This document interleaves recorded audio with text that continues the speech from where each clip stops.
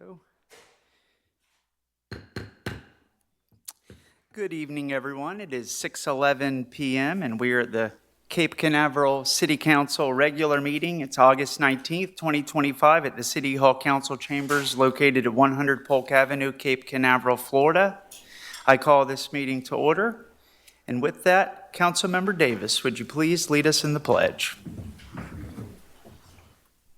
Pledge allegiance to the flag of the United States of America and to the republic for which it stands, one nation, under God, indivisible, with liberty and justice for all.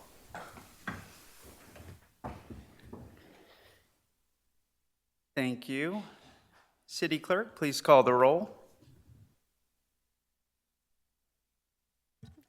Sorry, it's not. We've lost the microphones. Here. Councilmember Jackson. Here. Mayor Pro Tem Callum. Here. Mayor Morrison. Here. And Councilmember Willis. Here. Council, thank you all for being here, and city staff and public joining us here today. We have item number 4 here in front of us, the approval of agenda as written or with amendments. And I just want to pause here, make sure we all, some things changed. Everyone has everything.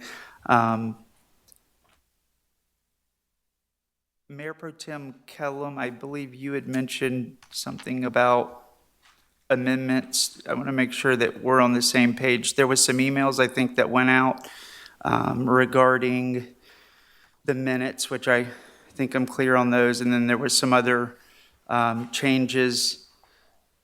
Was there anything that was sent attached that we should have printed to add to the original agenda that went out? If so, we might know. Making sure we're all working with the same version.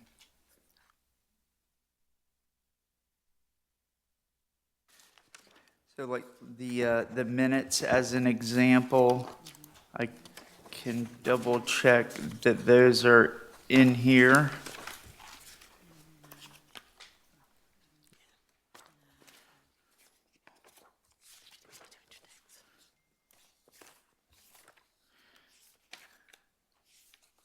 Yeah, I do not have those. I think, so just as an example, those minutes that were sent out, should we have printed those and added them? That just dawned on me. I have the digital copy here that I can. Yes, if Okay. you want, I could print them out.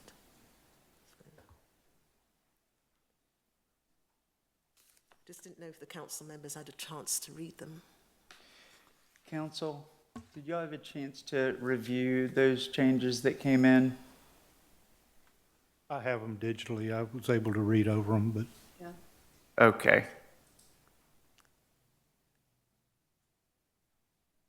And your second question to the changes, item number 8E. The title needed to be corrected. Okay. And now we did receive the highlighted, That's what I'm noting the changes, very referring to. helpful. Okay. Yes, okay. So,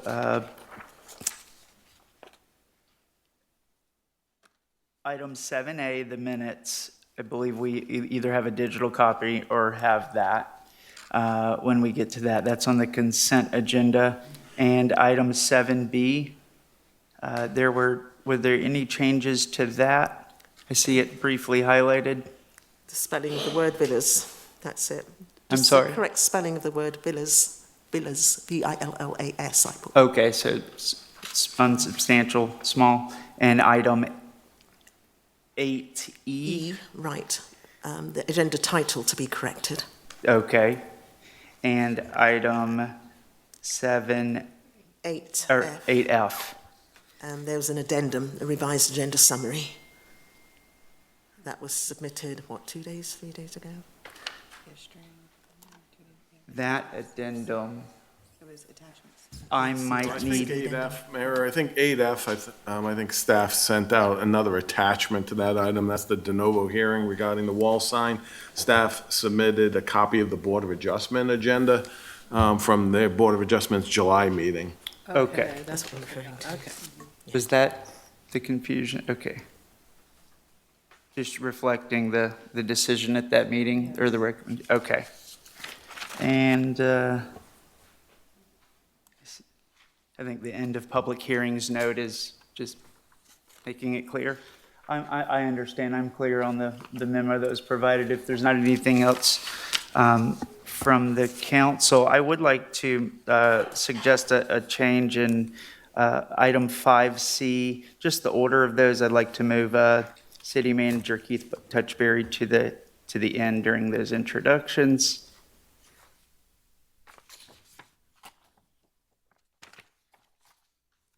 Actually, unless Mr. Touchberry, I'm fine with keeping it the same. I'll change that, actually thinking through. So strike my comments there. Just remember that he will be doing those introductions. And we did also receive a couple of printed public comments from two individuals who could not make the meeting, Dr. Shannon Roberts and Mr. Brad Prevel. I want to make sure the council received those. They were printed here for me. Everyone got a copy. And item 5A, a proclamation. I requested to remove this from the meeting, and we can bring it back at a future meeting, but I've just got some questions and things I need to work through with that, letting the council know. That's why that one is highlighted. And item 7B, well, we can address that at the consent agenda prior to that. So I think I am good to go. Council, are there any changes or anything that needs to be amended to the agenda?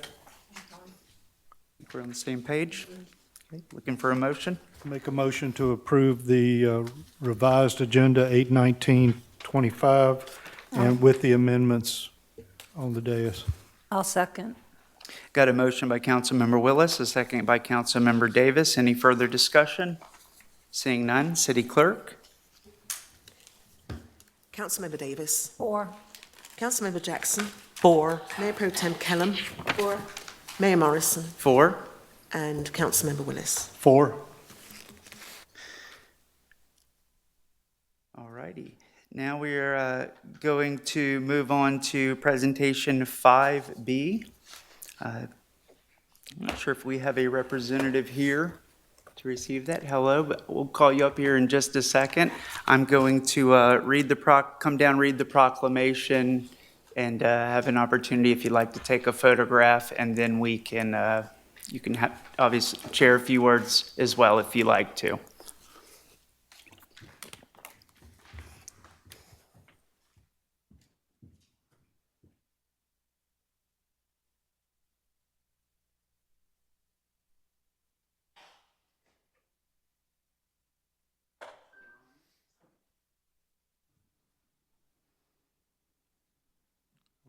Are we on?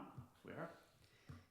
This is an official proclamation of the city of Cape Canaveral, Florida, whereas September is designated as National Suicide Prevention Month as recognized by the National Association of Mental Illness, and whereas suicide is the 11th leading cause of death in the United States, where in 2023 the Centers for Disease Control and Prevention data reported that 49,316 Americans died by suicide. And whereas many health officials and community leaders locally, state, and nationally understand that mental illness is a significant issue of concern, particularly among our youth, and whereas we realize that to address mental health issues requires more open and honest discussions about mental health, and whereas one major hurdle in removing the stigma attached to mental health treatment and discussion, and whereas individuals, businesses, organizations, public officials, and many others recognize the importance of emotional health. And whereas the City of Cape Canaveral supports efforts on the Space Coast to provide education and resources for mental health problems, now therefore be it resolved that I, Wes Morrison, Mayor of the City of Cape Canaveral, Florida, do hereby proclaim the month of September 2025 as National Suicide Prevention Month. Encourage those with mental health issues to seek help of a family member, friend, colleague, and/or licensed mental health professional to assist them in times of need, and invite citizens to learn more about available resources or participate in community events to fight suicide, save lives, and raise awareness. Signed and sealed this 19th day of August, 2025. Thank you. If you'd like to come forward here, you can take a photo.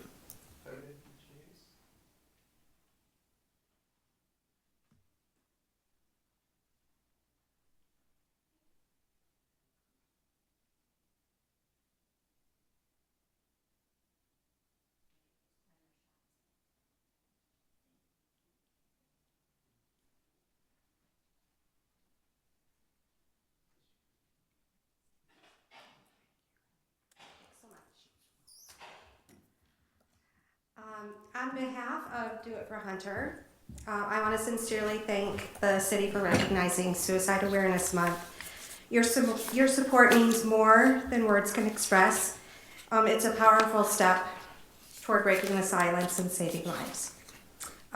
Sadly, like the statistics that you just shared, it's very urgent that we bring light to this. According to the CDC, like you said, in 2023, almost 50,000 were lost to suicide, the highest number ever recorded. Even more alarming, suicide rates among youth and young adults have increased by nearly 40% in the past 2 decades. These are not just numbers. They're our sons, our daughters, our friends and neighbors, and people like Hunter, my son. Our nonprofit, Do It for Hunter, was created to honor his life and fight for those who are struggling. We share mental health resources through our organization. We work with our schools, which is so important, to provide the 988 Suicide Lifeline stickers that we designed and we print, and we raise money, and we provide everything that we do for free. These stickers are placed on every single student laptop in grades 6 through 12 in Brevard Public Schools, thanks to Dr. Rendell, who agreed to do this for us, who allowed us to put the stickers on them. We purchased and placed 10 suicide awareness benches at local schools in Brevard Parks, and in each September, we hold a You Matter Day at Merritt Island High School, and we invite the community to come out and enjoy all of the activities that we provide at this day. This year it will be held September 27th, Merritt Island High School. There'll be resources from great local organizations that can help people.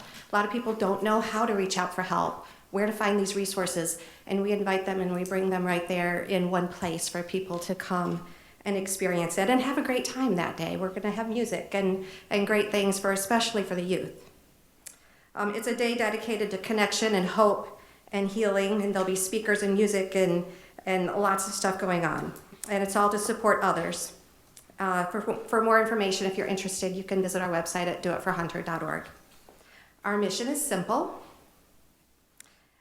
but it's vital, and it's to remind people that they are not alone and that their life matters.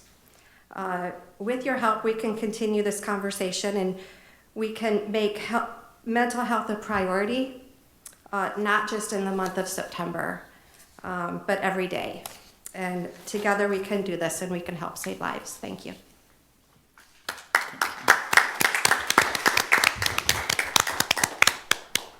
Thank you, Kelly. And you are the founder of Do It for Hunter, and the Space Coast Health Foundation is here. We appreciate. Would you like to say anything? If so, please come forward, please.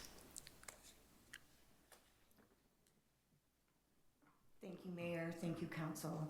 I'm Lisa, and I'm with the Space Coast Health Foundation here in Rockledge. And we appreciate the many years of support that you've given us and the many proclamations. The only thing that I would like to add is that when it comes to suicides, Brevard County, unfortunately, has the higher rate than most of the state. So with that, the latest data available, we've seen 148 suicides. That's the rate of 20.7 per 100,000 people. In Florida, the rate was 14.1 per 100,000 in 2025. So that's 148 suicides too many for our county. So thank you for helping us remove that negative stigma. I think once we remove that stigma, more people will be apt to come and get help. So, and this, having you allowing us to come, is helping to remove that stigma. So once again, thank you. We appreciate your support. Thank you.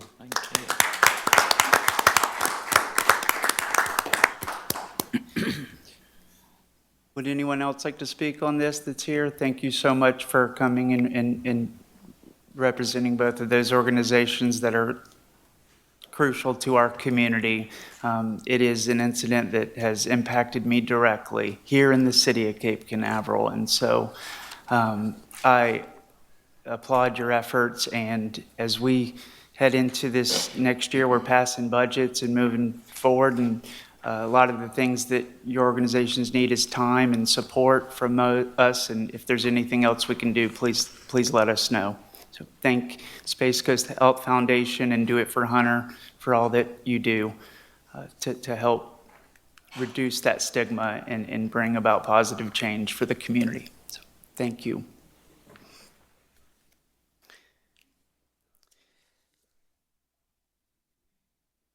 This time, we have a new city staff introduction, and you heard me kind of at the beginning waffle there back and forth, but that we are on item 5C. First, I just want to say our new city manager, Mr. Keith Touchberry, is here with us today behind the dais. Obviously, the last meeting, we had to make a decision on the agreement. We are so excited for Mr. Touchberry. It's an important step for our city, and for the first time, our new city manager joins us here. This is more than just a change in leadership. It's an opportunity to strengthen accountability, improve efficiency, and build trust between citizens and their government. So on behalf of the City Council and the residents of Cape Canaveral, I want to extend a warm welcome to Mr. Touchberry, and we look forward to working with you as we pursue the future here in the City of Cape Canaveral. So thank you. Thank you, Mayor, and thank you, Council. I appreciate that.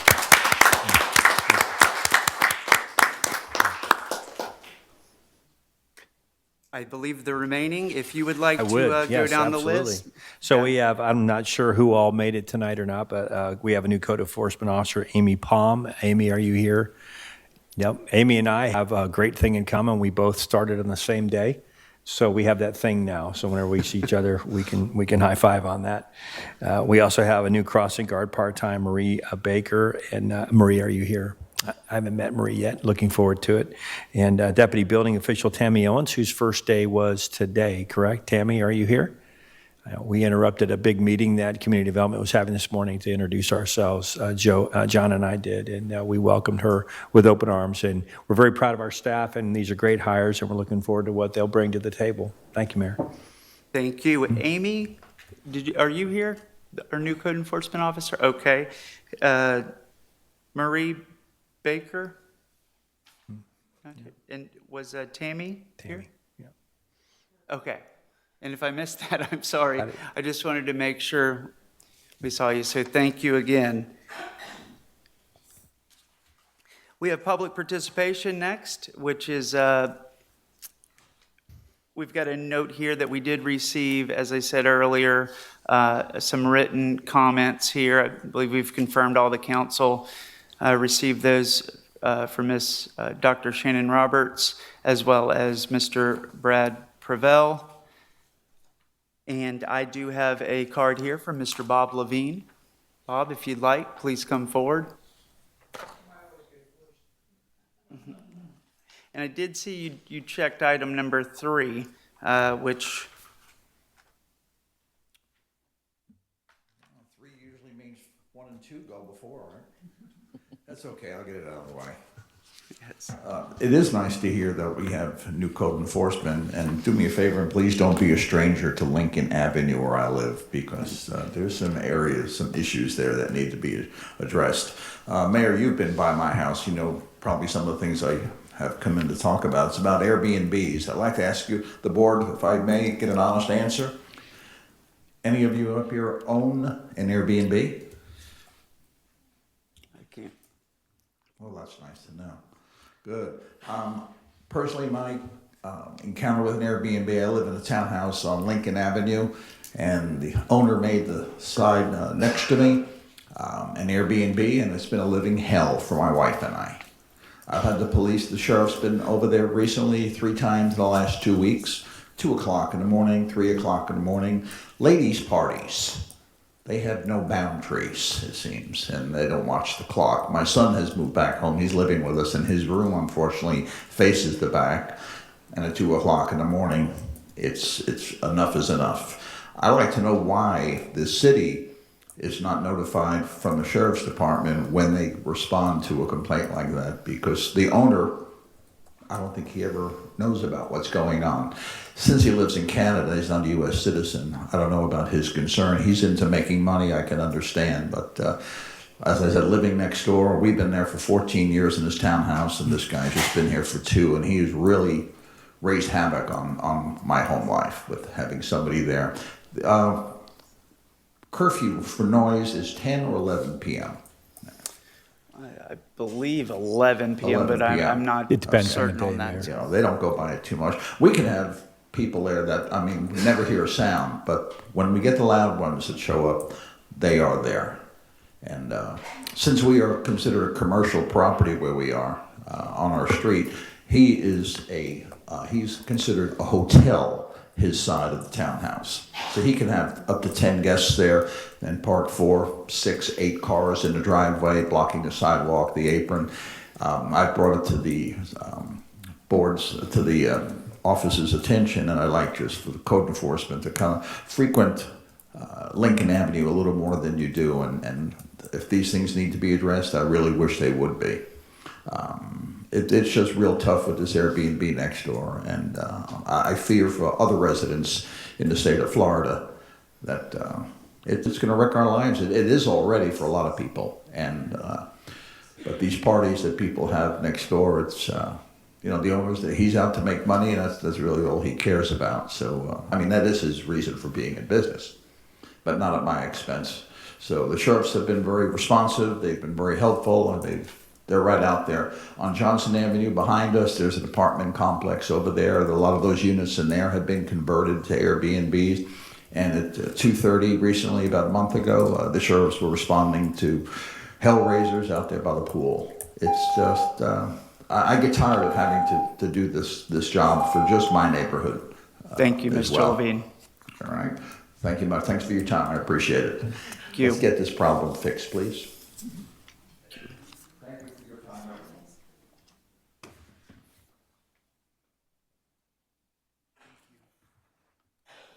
Thank you. Mr. John Benton?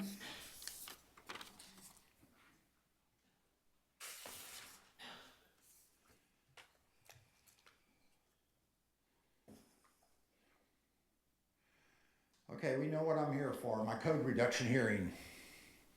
11 years ago, June, Kevin Mann at the Presbyterian Church, a deacon, probably the owner, came in and testified I lived in that warehouse. I owned it. Mini warehouse. The unit next to me, a cop lived in there, or worked on his car as much as I was up there. And he came into that code, not the cop, but Kevin Mann came in and testified I lived in that warehouse. I could have interrupted the board and said, hey, I can call the cop right now and he can tell you that I do not live in it. And I wouldn't say his name though, because I wanted everybody at the city council meeting, when I was saying I had a cop in my unit, I wouldn't say who he was. I wanted Rocky Randalls or the board members calling the city of Cocoa Beach saying, who's renting a warehouse for John Benton? You owe me $300 and you owe me a code reduction hearing. And the way I looked at it, you charged me $75 for every day that I was in violation. The way I look at you, you owe me a code reduction hearing, and you owe me $75 for every day since that meeting because you're in violation of my Fourth Amendment to defend myself at that meeting. He said I lived in there and you wouldn't let me get up there and call him a liar or whatever, anything. I couldn't say a word. So that 11 years, calculated up, $301,000 you owe me. You give me my code reduction hearing, you give me $301,000, I'm out of here. You're a bonehead.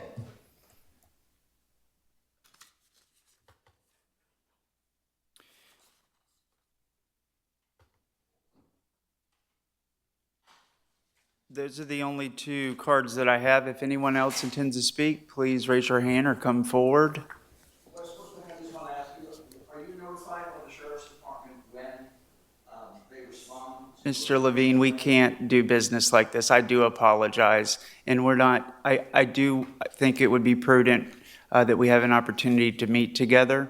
And I'd like to introduce you to our city manager. I know this has been a struggle for you. This is certainly not your first time to the meeting. So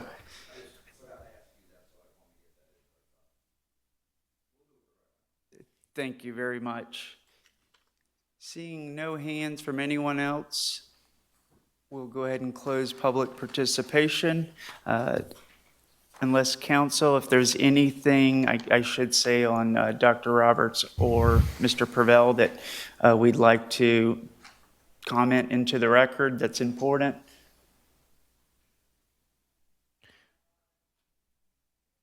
Obviously, these will be provided in general.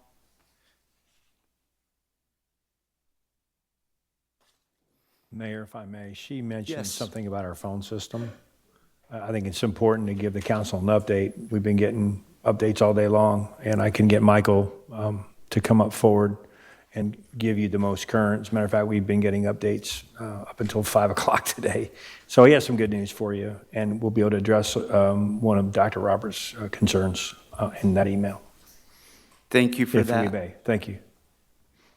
Come on up, Mike. Yeah, he's coming.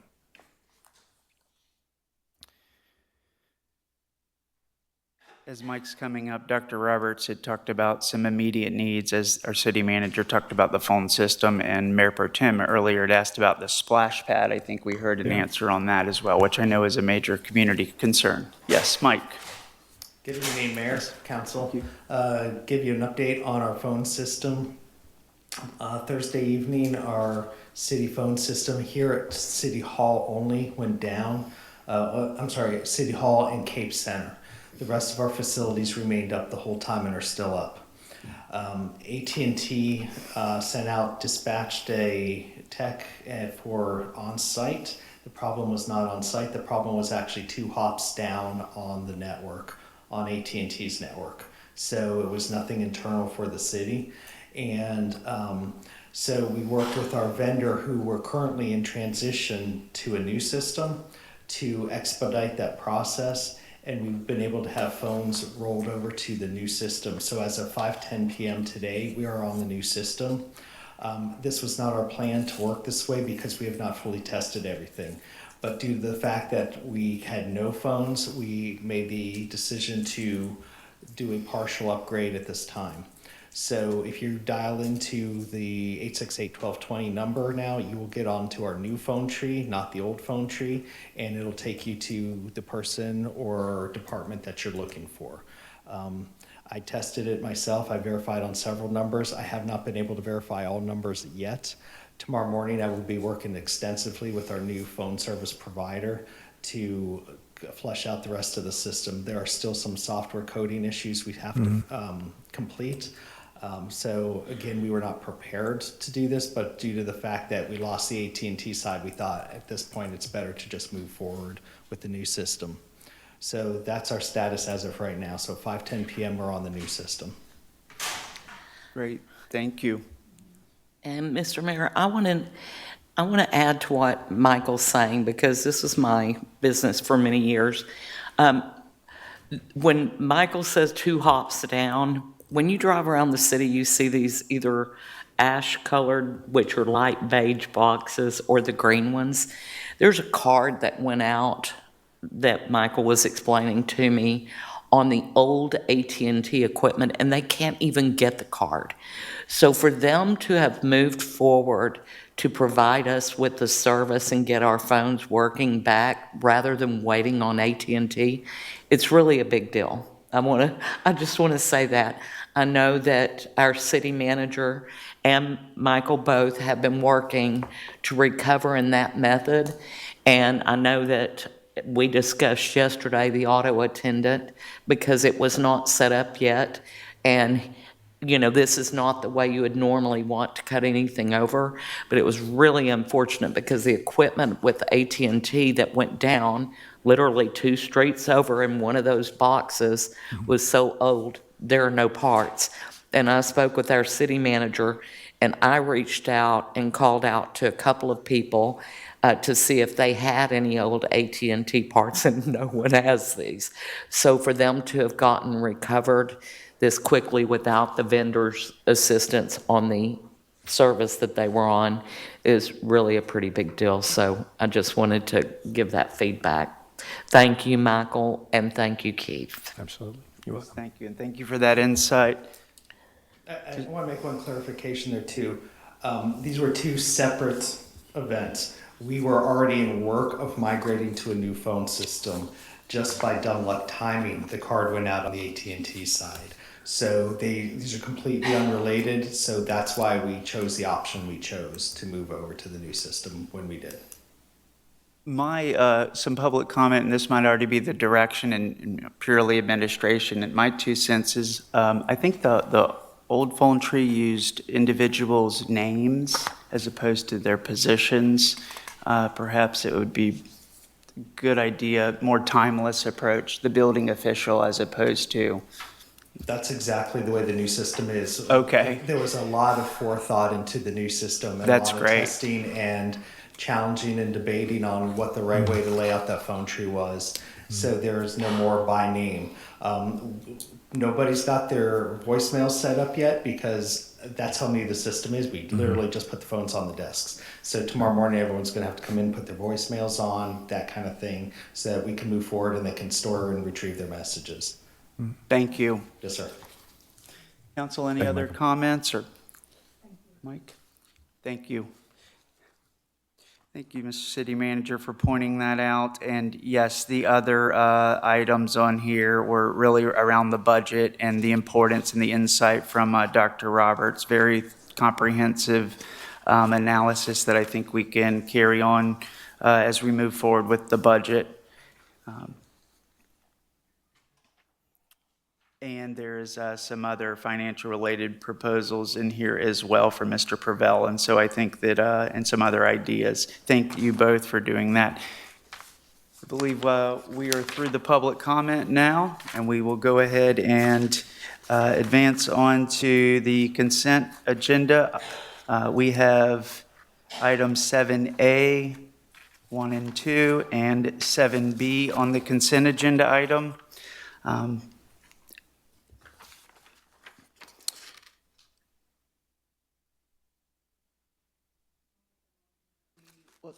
Let me, before we get on 7B, I'm going to need to request that we postpone this as due to some questions that kind of came in, and I want to have the opportunity to talk with our city manager and city attorney. Or if this council feels strongly about moving forward with it, I would just ask that I have a chance to work through that with the city staff directly, and if any council actions needing, I would be able to call a meeting quickly to take action. I know that this is an item we've been trying to pursue in defense of our city attorney. Since we last communicated, I have not been able to close the loop on some of those questions. Excuse me, Mayor, not understanding the nature of the concerns you have, but would it be reasonable to have a recess to have the conversation and then move forward with the item if you're satisfied with the information, or is it best to just table it? I'm happy to see if we can overcome them in a recess. Perhaps can we move it to lower in the agenda? And move It would be up to you. towards the end? The attorney and I don't understand the nature of the discussion, so if you think that's viable, then I would recommend doing that. If it's best to postpone to another meeting, it would be up to you. I would be,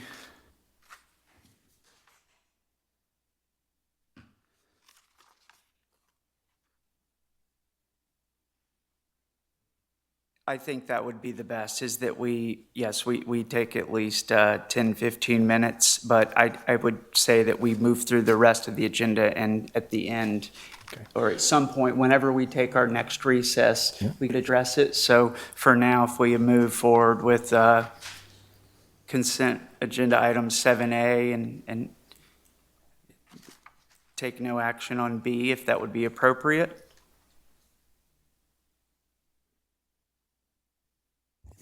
I mean, if you want to remove the item from the agenda completely, then you can go ahead and remove that item with unanimous, with consent of the council. If you want to move it to the end of the meeting, then with the council's blessing, you can do that as well. So my understanding, Mayor, it looks like you just want to vote on the consent items without B. Correct.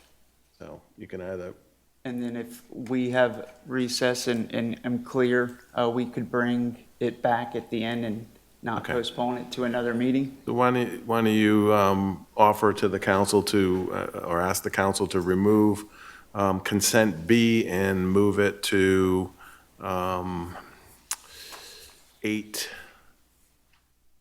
8I, That sounds good. which would be the very last item on the Okay, that's what I agenda. needed some help on.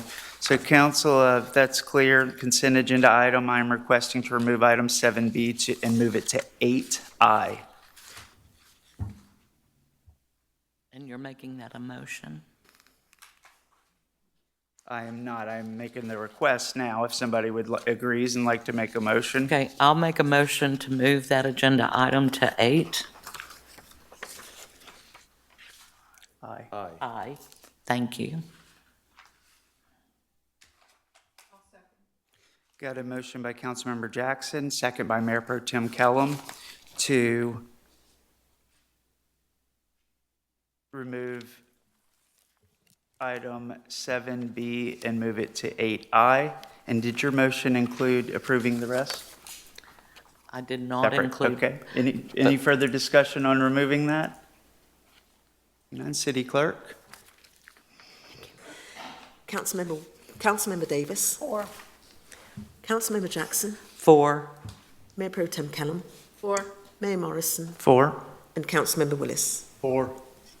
And I'll make a motion to approve the consent agenda with that change.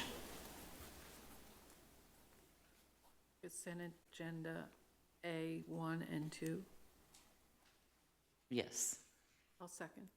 Got a motion by Councilmember Jackson and a second by Mayor Pro Tem Kellum to approve consent agenda items A1 and 2. Any further discussion? Seeing none, City Clerk? Councilmember Davis. 4. Councilmember Jackson. 4. Mayor Pro Tem Kellum. 4. Mayor Morrison. 4. And Councilmember Willis. 4. All right. Consent agenda item 7A1 and 2 passes 5-0. Approved as written. And now we move on to item 8, items for action. The first one is item 8A, Resolution 2025-09, Schedule of Fees regarding vacation rentals, registration, and inspection fees. The proposed motion is to consider the adoption of Resolution 2025-09. Mr. City Manager or City Attorney, if there's anything here, So we have our Community Development Director, Tamsin, can speak on the item, Mayor. thank Council. you. right, Tampson. Kate. Hi, how are you? Yeah, thank you. Well, this is a recommendation to bring Cape Canaveral's current registration and inspection fees for vacation rentals into the market rate of nearby cities. For example, City of Cocoa Beach operates as a charge per guest count. So that has registration fees exceeding $1,700 per rental in some cases. We are proposing a very moderate or very mild increase that places that's a cost recovery, not an additional profit, and these fees cover real inspection costs so that taxpayers aren't subsidizing people who are making a profit off of their rentals. We are, still significantly under market, and this will increase our current fee schedule. We, based on 268 rental payments over the last year, we brought in about $94,000, and then under this schedule, we would get $141,500 if we had the same amount. If we were to align with our neighbors, then that would be an average, basing on the assumption of an average count of 6 guests, around $384,000 a year annual. So this demonstrates that even with proposed increases, Cape Canaveral's fees remain significantly more affordable and better support the enforcement demands associated with inspections and registration compliance. Thank you. Council, any questions for our city staff on the resolution? Mayor Pro Tem Kellum. I have a couple. If we went to the per guest fee, how would that be enforced? So that would be based on the registrations, they have the capacity number of how many people that would be, and then that's however many that they have the potential to rent. We would go and make sure that they weren't trying to say that they only had 2 and actually have have 20. Right. Yeah. And the cost right now, you say it covers inspections and verifications of registration. And then also the cost of us identifying people who have not registered and bringing them into compliance as well. Right. And what do you think, do you think if we went with this increase that you're talking about, that we would down the road have to increase them again?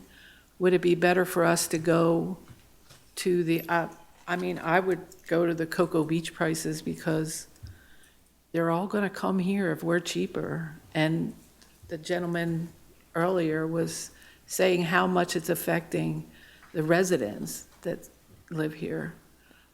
Do you think that we would have to increase them again down the road? We're so significantly under market that I think we would have to increase them again. I was trying to avoid sticker shock for people who have been participating in the rentals.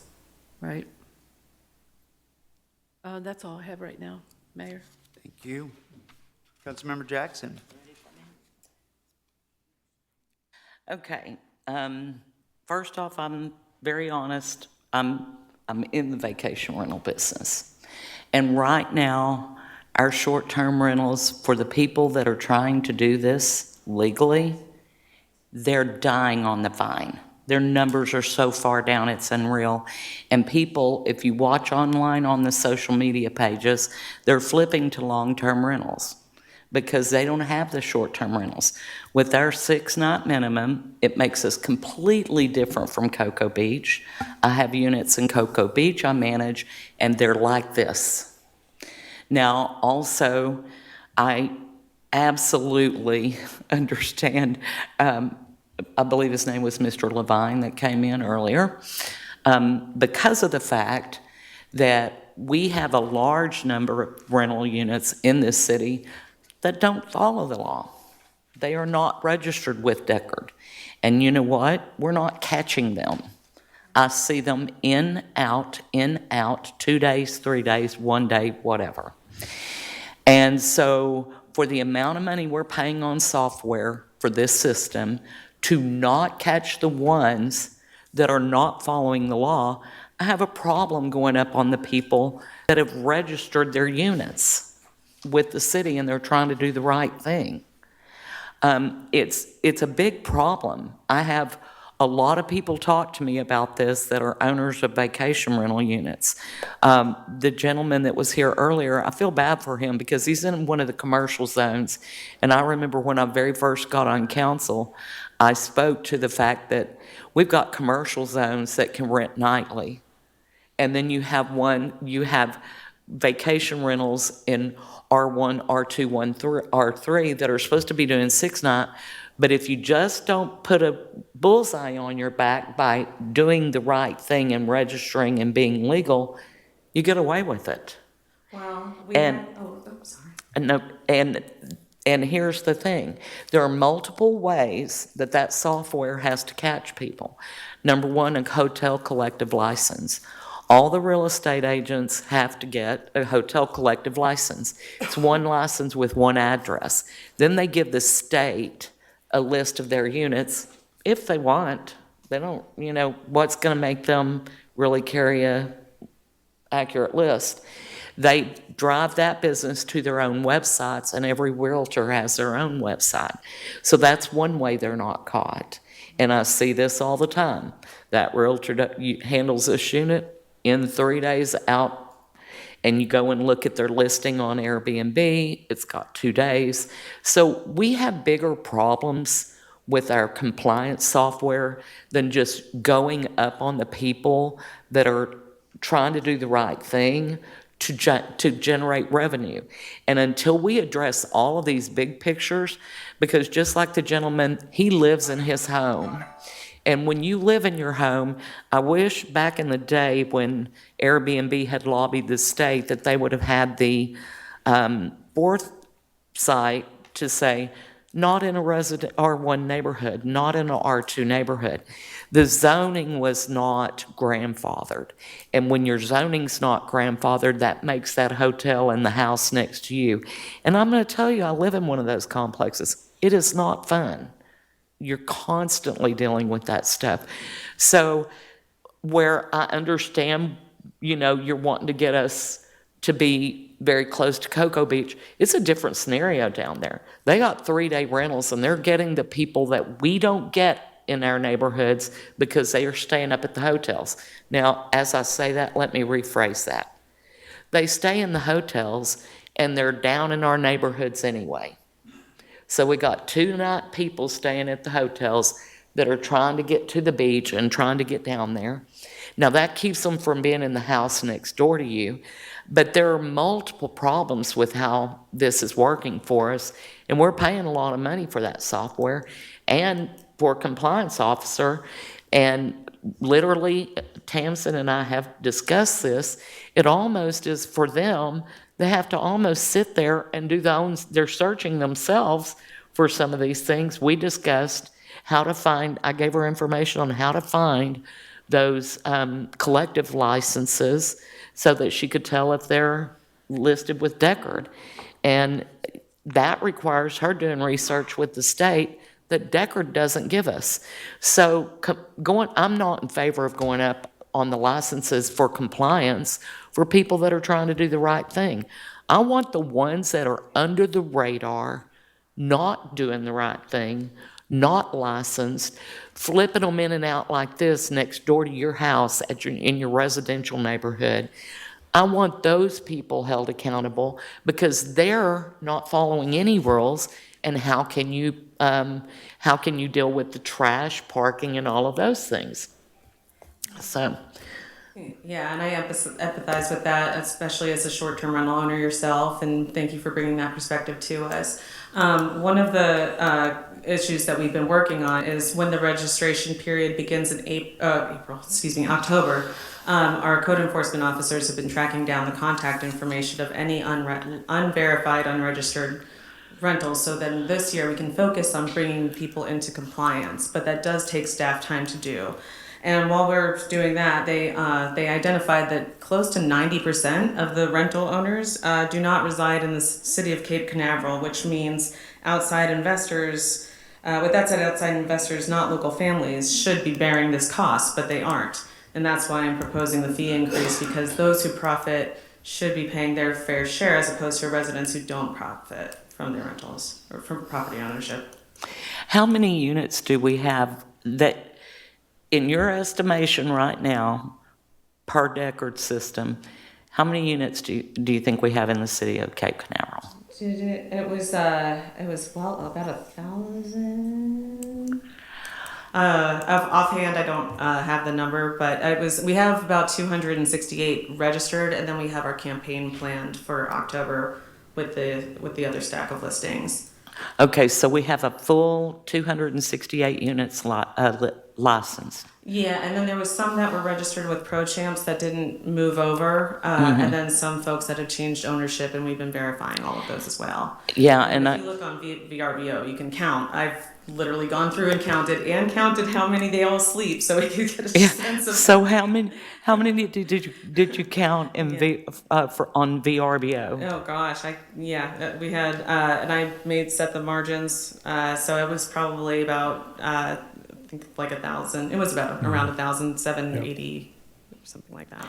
So, and when you do a search, it'll bring up to 2,500 units on Vrbo and Airbnb, because other areas are tagging into us as well.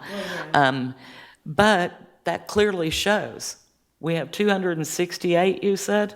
That have been registered, which is why when we get everybody else. And this is our second system. We have ProChamps, and now we have this. And so out of all, we've got 10,000 residences 5,000 homes, probably. 5,000 homes, okay? And we've got 20% of that homesteaded, right? 20 to 25% of that homesteaded. And so that number should be a lot higher than 268. So I'm glad you're doing that, Tamsin. Absolutely. And I'm not giving you a hard time on your, I want to make sure, because I know that's a lot of work. But what I'm looking at is, how effective are we with this? If we're only got 268 registered in this city, something's really out of whack. And I see it. I see it all the time. And those people, guess what? They're at least making some income, because they're doing 2 days, they're doing 3 days, they're doing whatever amount of rental time the ones that are following the rules, their numbers are so down, and they're begging for help. Even ones that don't do business with me are saying, what can I do? And when we look at all of those units that were purchased during the pandemic, because we were open, and this is a happy place, right? It's going to end up where some of those happy unit owners are going to end up in foreclosure if we make it harder on them, but we need to get them in compliance. And so I have a problem with penalizing people that are doing the right thing. And 268 of those, and I'll tell you mine are in there, going up on them to generate revenue, to me, is just not the way to do it. We've got bigger problems than this.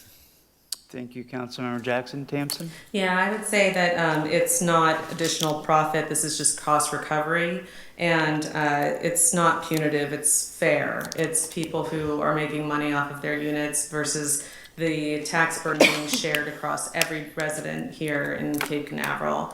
And it's not to, and again, we're mentioning that we've had a whole plan ready to set up and pursue those who are unregistered and bring them into compliance. And this is just part one of a prong of our initiative to bring more folks into compliance. And then if you look at the fee schedule that's proposed in the resolution, you'll see that some of the fees are focused more on homestead properties stay pretty close to the same, but late fee registrations, people who are not following the rules, they're the ones that are taking more of the financial burden. So that's the market rate that we've been working at, and again, I'll leave it to council to decide. Thank you. Mayor Pro Tem Kellum. Correct me if I'm wrong, being on the council for a while, this has been a problem for a while, and we had, through the budget, had told code enforcement over time, a few times, if you need another person to be on this, we'll hire another person. And I know that there was a person that was designated to just do that. Yes. Is that still happening? Yes, he is still here, and he has, all the unidentified properties are so vast that we need a second one of him, in addition to people going out and in the field and being present on Lincoln or being present on the beach. So to that, we could use some more code enforcement officers. So I'm really happy that council is supportive of that, and also we need to have a fair market wage for our code enforcement officers in order to retain them. Mayor, if I could jump in on this issue, and I wish the gentleman who spoke earlier during public comment were still here, because I wanted everyone to know that this has our undivided attention. We not only want to bring people into compliance through registration, but we want to make sure that they're in compliance with the number of nights that they can actually offer for rent to their guests. But we're also going to be working with the sheriff's office. I've had a meeting with Commander Keck, and he understands our concerns about short-term rentals, the quality of life issues that are occurring as a result of the folks that are coming and going, the noise complaints, typically 10 p.m. from Monday through Thursday, and then it's 11 from Friday through Sunday, or Friday, Saturday night, if I'm not mistaken, Deputy. That should be the ordinance. And so what we're going to do is get them a list of what we have. We're going to be asking for additional patrols and to deal with that. We have some other things we're going to work on that we would just rather share with them. But I did want the council to understand this has our full attention. We want to identify how many we have, make sure they're in compliance, make sure they've registered, and get some help from our sheriff's office on helping to gather some data so we can understand the full scope of the problem, not just from a noise disturbance standpoint, but we have parking issues. We're also working, we're going to be dealing with our own code enforcement officers on gathering some data on parking, because it's going to tie also into the project that we have on our horizon with paid parking. And not to get into that, but we have a full scope of things that we're working on that we're going to get some good help from our sheriff's office. And I just really wanted the council to understand that this has our undivided attention, and we want to do the best we can. Thank you. Mr. Mayor, one more thing, if you don't mind. And I will tell you, I believe in complying. If it's our laws, we need to comply.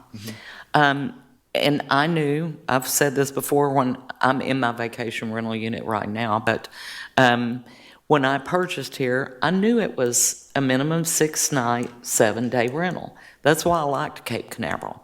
Cocoa Beach, churns and burns them. 3 nights, and that's it. You bring in the next guest. But the problem as a councilwoman that I have is the software not catching them. We're sitting here spending $38,000, as I believe how much it was for Deckard, and our staff is, thank goodness, they're looking at this and they're getting a handle on how many of these we have that are a problem, and meanwhile, we're going to charge the ones that are doing right more. So for me, that's it. But one of my biggest problems is that software's not doing what we need it to do if we're having to hire people to manually track this down. And it's unfortunate they haven't put something in the software to work at the state level, because a lot of this, like Tamsin and I have discussed, is at the state level with those collective licenses. So thank you for getting the list together. And I think that's going to help people that are full-time residents here. And we all don't want craziness when you're living in your home right next door from a hotel type of environment. So anyway, that's it. I'm not happy with the software. Do we need a new company? Do we need to change from Deckard to? I think we need to at least have a technical session with them and say, come on. We've spent this amount with you. How many years now in a row have we spent, that software licensing amount? And and our staff manually has found 1,000 units, not. Oh, that's also, they also pull it from Deckard too. I don't want to say that it's exclusively them. The volume of what they're pulling and going after is enough for 2 people.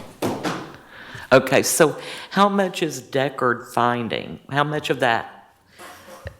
compared to you all doing manual searches, like, because you and I talked about the fact you were gonna do the hotel collective yourself manually with getting with the state. Oh, yeah, well, checking and verifying those licenses and making sure that all the registrations that we have and all the BTRs that we have for short-term rental add up to the amount of units that are supposed to be there.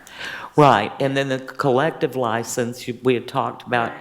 you have to call the DBPR, you have to have the realtors in the area, Yeah, get their collective license and see how many units they have Yeah. under them. Yeah. And those are the ones that are hard to find. yeah. So maybe Deckard's better than I'm thinking, because I'm gonna tell you, with only 268, I don't care, with only 268 being registered, Yeah. after we've had it that long, to me, that's a software failure. We're happy to keep the council updated with what we find and what we do. That's not a problem. We had Perfect. some reporting when we went through the transition. Appreciate that. I think when you're ready, have in maybe an updated report. And the question I would say is, how do we know those 1,000 exist from the Deckard technology? And if, periodically, maybe as an informational item, giving an update, I think would be helpful. Because yes, we were excited to see the 1,000 right off the bat, but that, in defense, that entire department went through an immense amount of change, and short-term rentals was very hot, top of mind, and obviously that transition and getting the new team put in place, I think we've heard loud and clear this, and we know this is a big issue. Councilmember Willis? No, I think Mr. DeLeo. I'd like to make a couple of comments. Yes. You asked a number of questions. Is it Deckard? Is there software? Deckard is much better than ProChamps was. We know that, yeah. Deckard does have a good system, but, and we can gather the information for you, but no system's foolproof. I will tell you this, if the city ever abandoned Deckard and to go after another company, we probably are going to run into the same things. But what are those same things? I think we really need to get the data and let you know how well Deckard's doing, and then go from there. But I don't think it's fair to just say, and that's your prerogative, Councilmember Jackson, that you think it's the software, and it may not be exclusively the software. We did change companies because we wanted better results, and I believe we're getting them. I will say also that when it comes, as the city looks for more revenues, and we want to try to stay low taxes for the people at rollback, this is just another way to get more revenue. But I'll end with this. It is unfortunate that the people that cheat the system, and they're all over the place, are out there. The people that are responsible and register and are not cheating the system, we're looking at that to say, how do the rates that the people that do pay the fees compare to others, and are we being shortchanged? And in a sense, we are, and we do need more fees. But again, I do agree with you. It's unfortunate because there's always the bad apples. But we do need to look at raising these fees. This is a necessity. And as we go forward, and the new city manager has said, we are rallying and circling the wagons on how we can get more revenue for this city, because we rather get revenues than, of course, raise people's taxes. That's all. Well, and just a little, oh, I'm sorry. It's just lost revenue is how I look at it. It's theirs. It belongs to the city. We want to capture it. Thank you. And just one little tidbit. Ours currently is at 350. I saw it just a minute ago.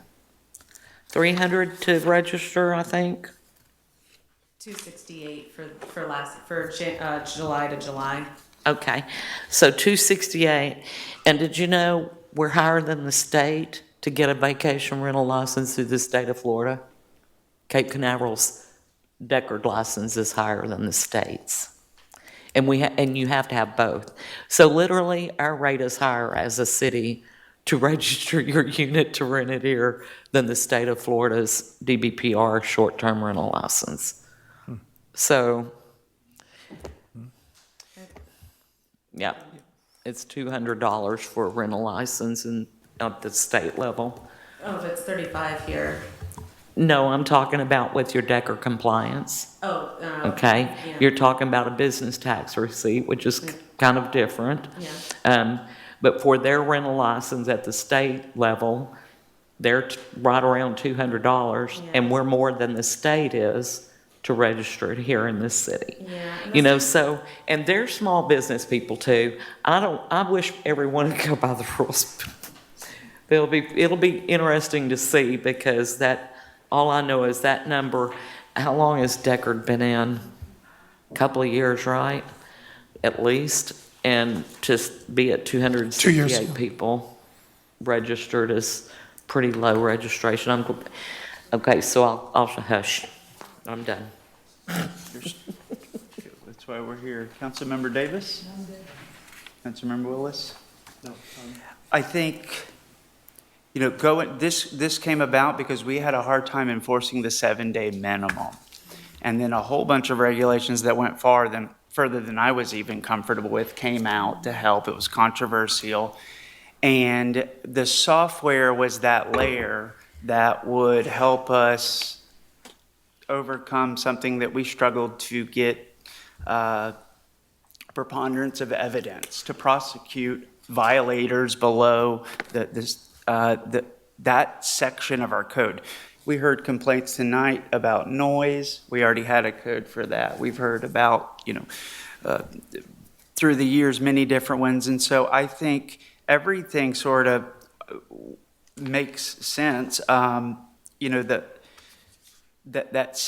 These fees are, according to the resolution,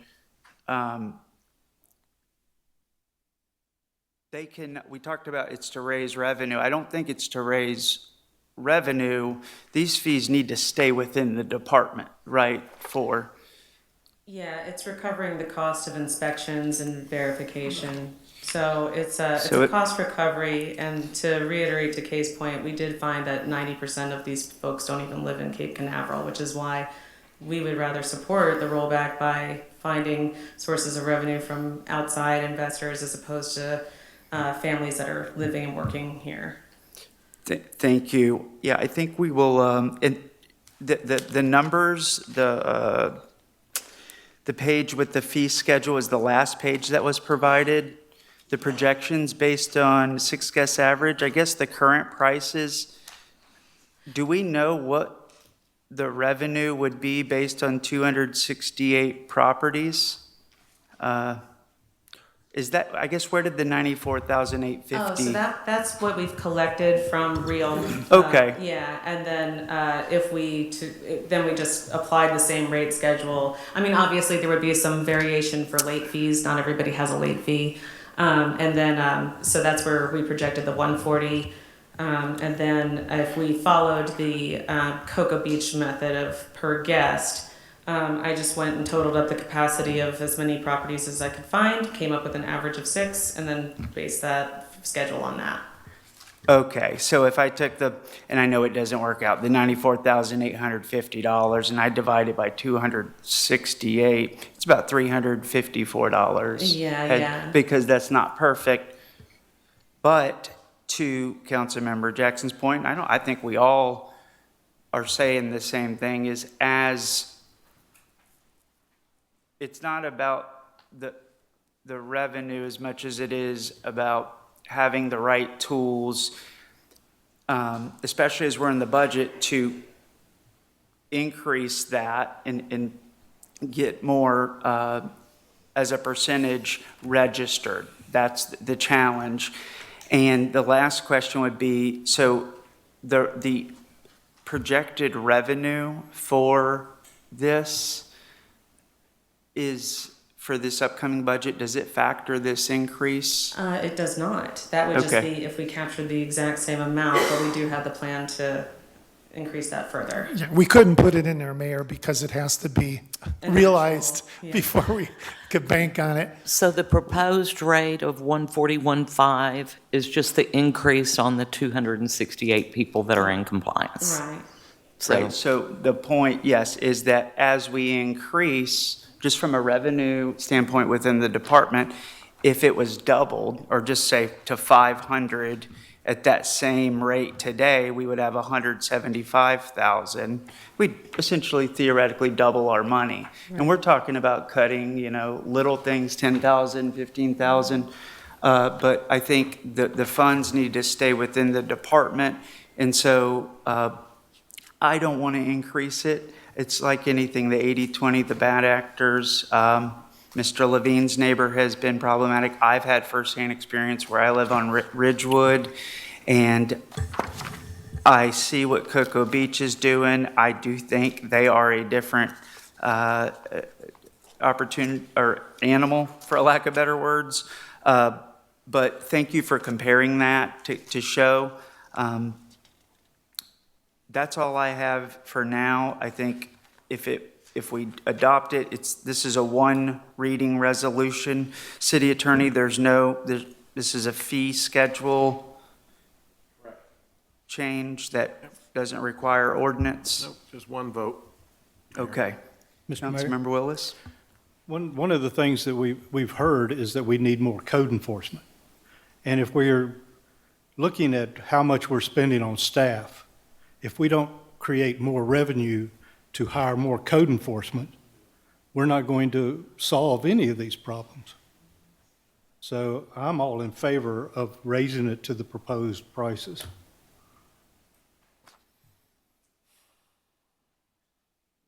Okay. I would agree, I would be in favor.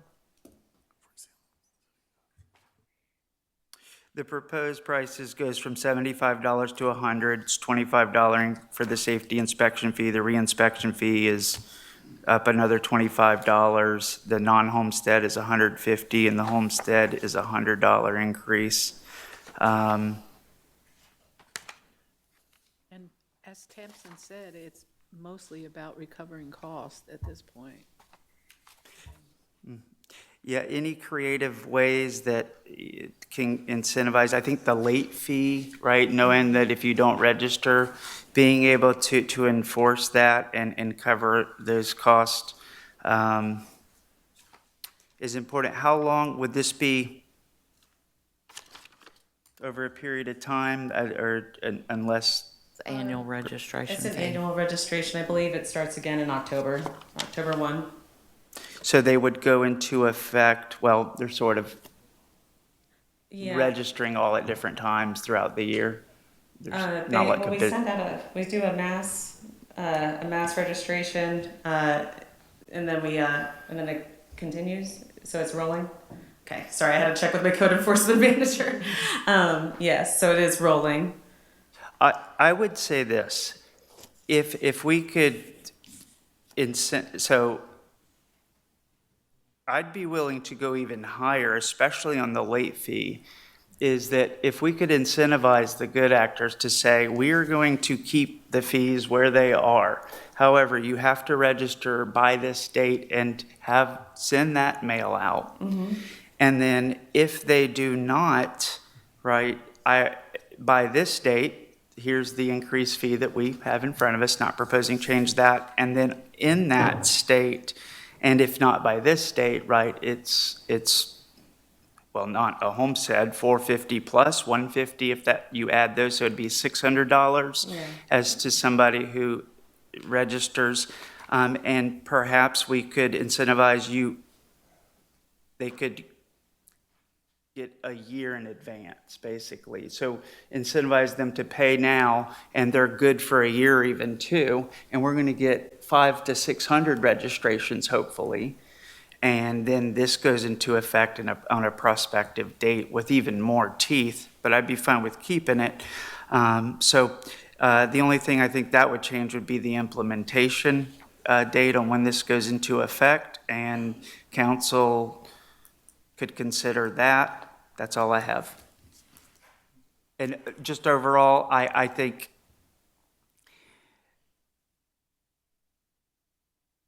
this department, as long as we can see, I will, that the cost, to Mayor Pro Tem Kellum's point, Deckard is really just for short-term rentals. So that's easy. Some costs are shared, right? And if we do have a dedicated code enforcement officer, that annual cost. And then the revenue side, it was $94,850.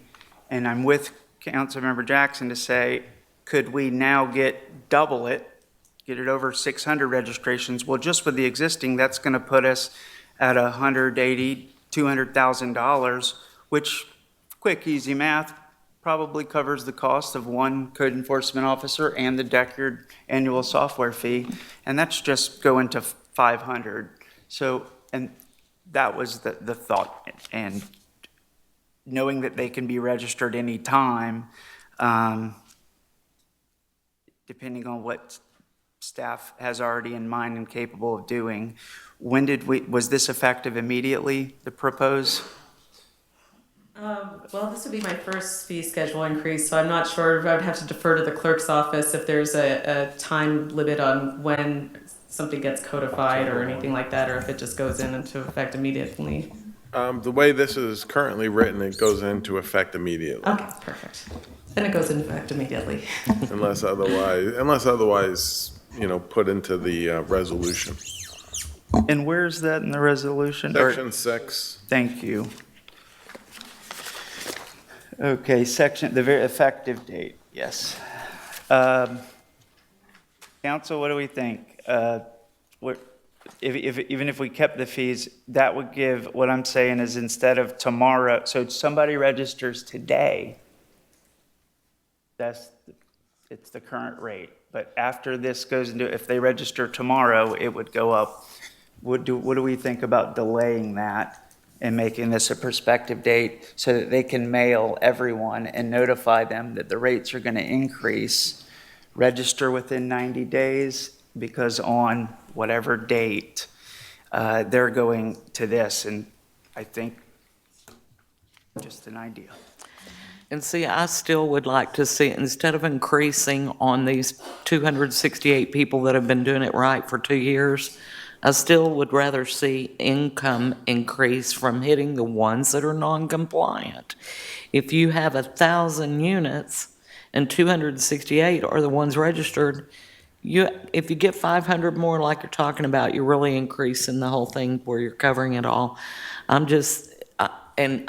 can tell I'm probably going to be the one that'll vote against it, but I don't feel good going up on people that are following the rules. They're following the laws.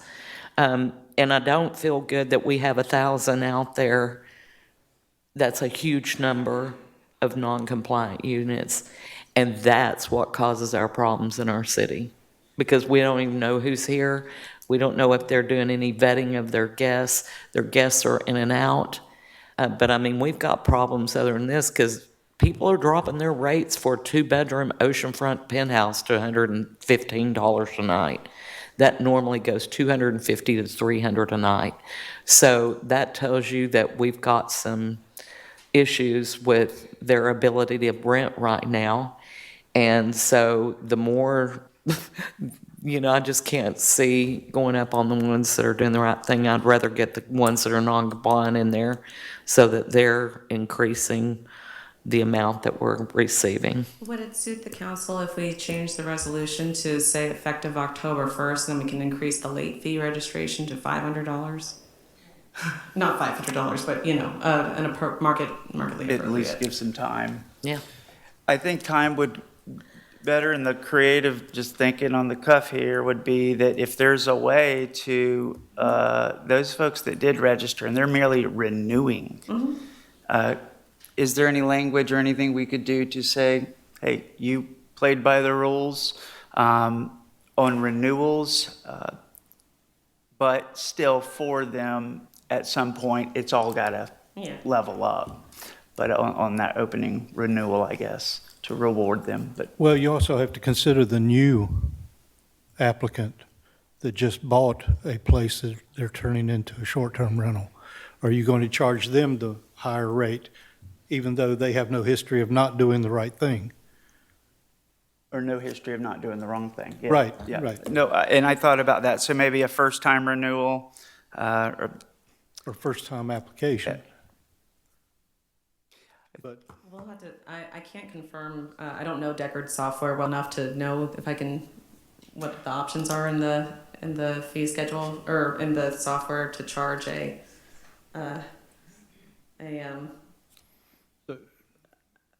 in that, sorry. Well, But I so I'm clear. Are you proposing that the registration fee is consistent for someone that has a history of doing the right thing? And if they are historically done the right thing, we're not charging them the proposed increase?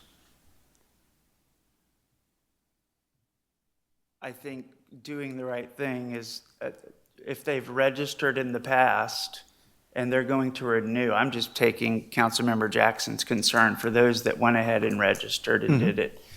Yes, for that renewal fee, is there a way to overcome that concern?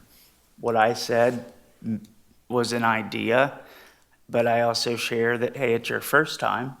You weren't breaking the rules in the past, you're doing the right thing.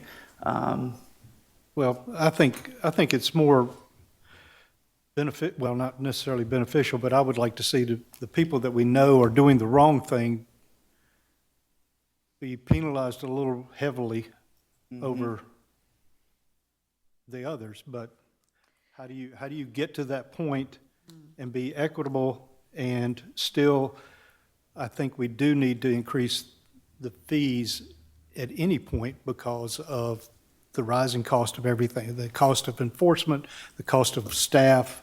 All of this is it's not getting cheaper for us to do this, to monitor this. Well, and that's why I was saying that about the system, because that's a lot of money when staff is doing a good job of doing it, finding things manually. Now, one thing I just wanted to ask you, Tamsin, is if you could investigate for us whether the system has the ability to verify the date that it was purchased. The date the software itself was purchased? No, that the property was purchased. Yeah, it does. Okay, because if we had the date it was purchased and you found that they had a listing, right? And they have no license, there should be some way that we can use the system to verify, hey, you've been renting this with no license, because that's what it's supposed to do. And then those people, when we get them in compliance, could pay more versus, Jane Doe that just bought the property brand new and is trying to do the right thing and just get registered. Well, we can certainly play around with rates, but eventually we have to start somewhere, and the cost is the cost of enforcement. And so again, I don't feel that these are punitive measures. These are cost recovery. We're not profiting. It's recovering the revenue of what we're spending. And we're not penalizing anybody. We will be bringing people into compliance, and we'll be tracking those. There's different reasons that somebody might have had a listing but not be registered as a short-term rental. Maybe maybe their kids moved out, and so even though they've had the house for 5 years, now they started using it as a rental now that they have the extra spaces. So we'd have to. Well, then that's why I asked, and I didn't get an answer, but that's why I asked if we have a listing and we see the listing and we know they've owned it for a while and they're not registered, can the system verify that? Because that would clearly be a clear indication that they're renting the property without it being licensed through the city, through Deckard, and in that case, that person's license should be higher. Okay, and we've got confirmation from our code enforcement manager. It does do that. Okay, okay, that's what I want to know. So there is a way to tell with the system whether the person was renting or not, has a license, and whether they have an active listing. Correct. Okay, that's what I thought. So in other words, we could charge them a separate rate, the ones that have not been in compliance. Yeah, I think those are all good ideas. Yes, Mayor Pro Tem Kellum? I just think that you know, like Tamison said Excuse earlier. me, I've been having my hand up. I didn't see you, I'm sorry. Well, I've had before, Miss Kay, so. Or just Yeah, go and on. I actually want to just, now's a great time. I would like to request, if it's got to go in the budget, a better method so No, go ahead. that we No, can see. she started. Maybe there's the little lights that pop up here. We have a better method. Councilmember Davis? No, I was just going to say it's very unprofessional if we do different prices. Everybody has to pay the same price. And we have beans that we're going to, the ones that aren't going to be doing all this stuff, everybody has to pay the price, and that's all I'm going to say. Thank you. Mayor Pro Tem Kellum? I just think if this is basically cost recovery right now for these fees increase, that we need to do that. And then there's other things that we've talked about tonight with bad actors, good actors, all of that. Research that, and as you said earlier, we're going to have to probably increase again, but maybe just do this increase for the cost recovery at this time, and then down the road, figure out different ways to take care of the people that are complying and all that. But, I mean, at this time, this is cost recovery for the code enforcement, for the inspection. I mean, we're not making a profit on it, we're just recovering what it's costing us to do this. So that would be my opinion. Yes, I think, I have no issue with the proposal. If we could delay the effective date, Section 6, as you said, October 1, that would at least give us some time to do some of that research. And if something comes up between now and then, we can raise it at one of our council meetings. And I think, as Mayor Pro Tem said, is come up with other ideas. I think you get to hear some of the pains today.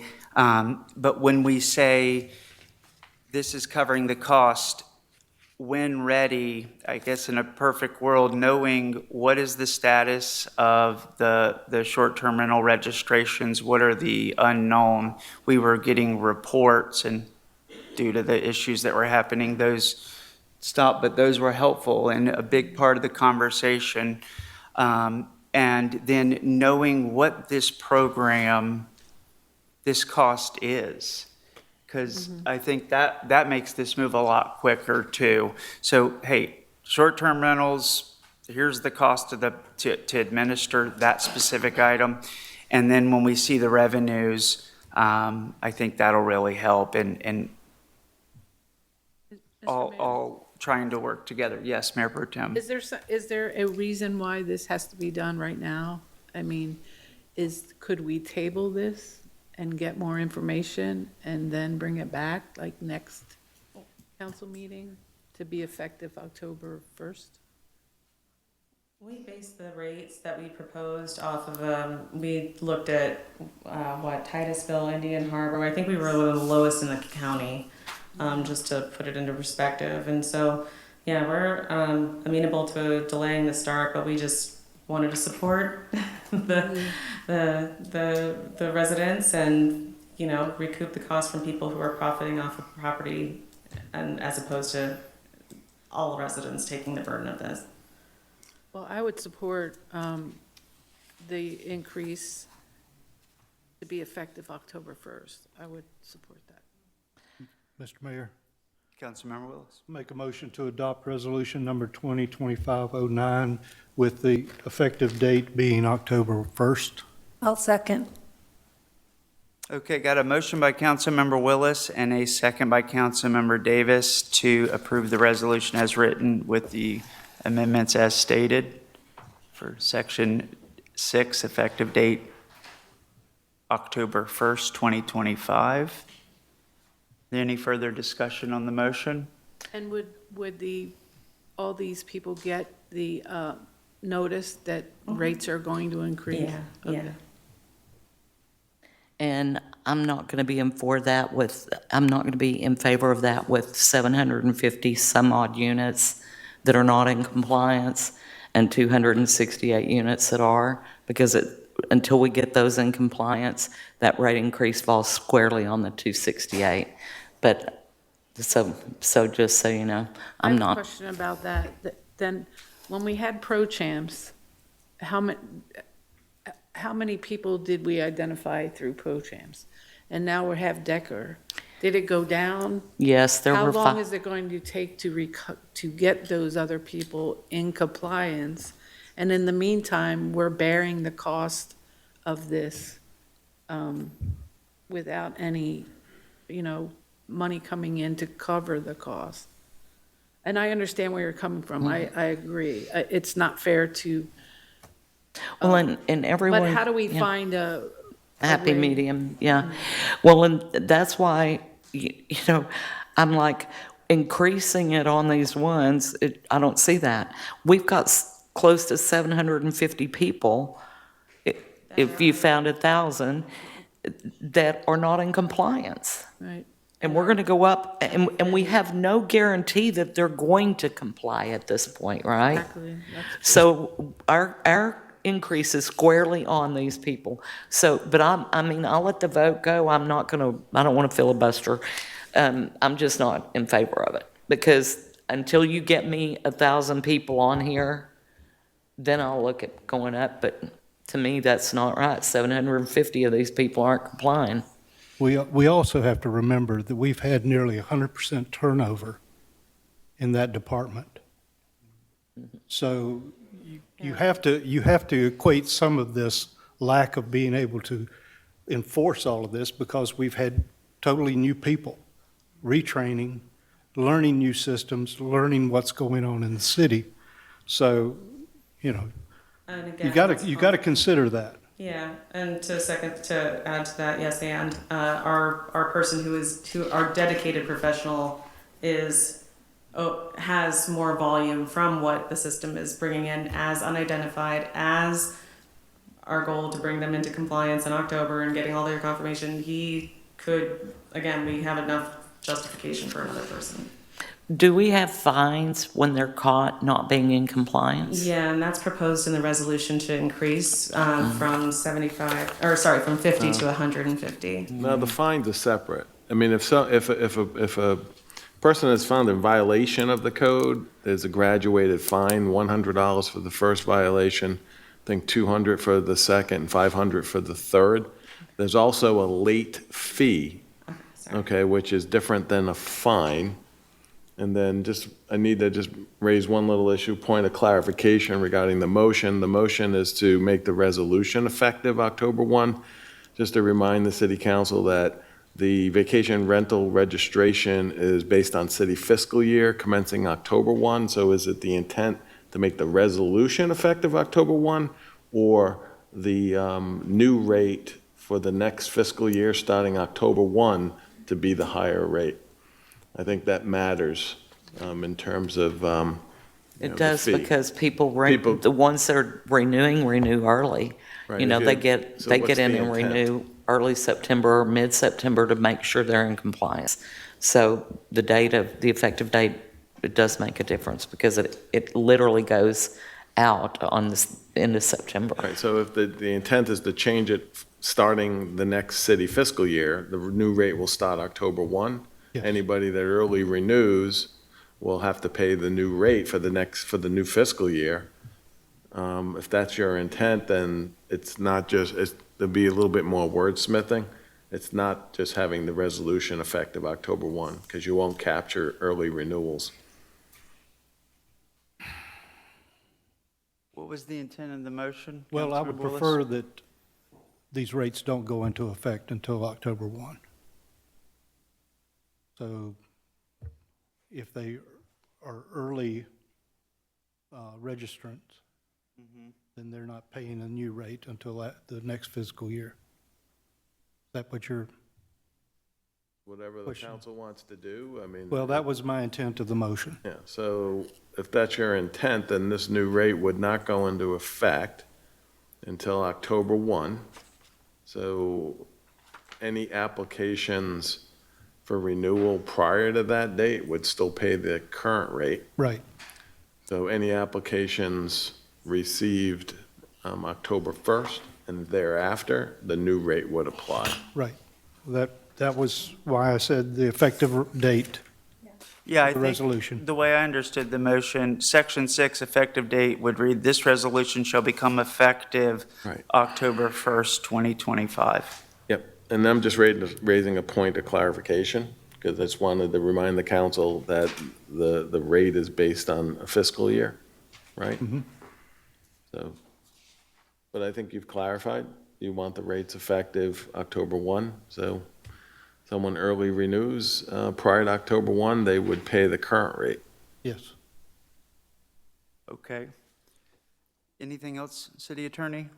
No, sir. We are discussing some of the concerns here. A motion is on the floor in regards to the small number. We've talked about the staff running at full capacity. I think registrations are going to increase. If this is in October 1, that's why I was thinking earlier, if you have enough time, you could incentivize everyone to lock in their rate for next year. That was my hope. So my thought was, hey, why don't we pass it for October 1, and between now and then, at any point, we'll have one meeting, probably have 2 or 3, but that would give us enough time to, I think, get our arms around maybe some more ideas and think on it, and then we can rescind it. We can amend it, whatever this council wants to do, or get some more data and get a better arms around it and say, this is what we can do. Councilmember Davis? I just think that, getting people, I absolutely understand where Councilman Jackson's coming from, that these people should not be penalized for the bad people out there. But like Don was saying, we've had a complete turnover of people in that department. How long will it take for them to bring these other people into compliance? And in the meantime, we're bearing the cost of this. So how do we, if we change it to October 1st, that will give them our support, that we are on the same page as you guys. We get it. And for you guys to come back with more ideas. Do we just delay the thing altogether, or pass it with the October date, or just wait and see what else they can come up with? If we want to, I'm sorry. Nope. I'm sorry, go ahead. if we want to postpone for a meeting, I will always postpone when we're more comfortable. I don't have an issue with the rate increase, but I do share the issue with, hey, the expenses are higher than the revenues, and so this is what we got based on these 268 people. We're going to have to increase revenue. That's not what I think we want to do, and I don't think that's necessarily what's being proposed. Respecting that we'll get inertia and things moving here. I do foresee this number going up, which means the revenue would, as long as we get an understanding of covering, that's going to be really important. Yeah. Councilmember Willis? I just need to say we need to call the question. If I may interject, Mayor, we almost see this as two separate issues. We understand that the fees as part of this industry, fees are going up and we're less than other communities. So we see that as a necessary step if we're going to manage this industry in our community. But we look at capturing the lost revenue, if you will, to cover our costs and expenses as a separate issue. Those people need to be captured, and we're working on that. We just see the fee increase as just part of managing locally an industry that's booming within this area. People will come here because it's cheaper, as you said, but we're trying to regulate that as in the best interest of our community. So I just wanted to clarify, we kind of look at those two things as separate. We don't feel like the people who are going to bear the cost of the increase are taking it on the shoulders of those who are not in compliance. Staff doesn't see it that way.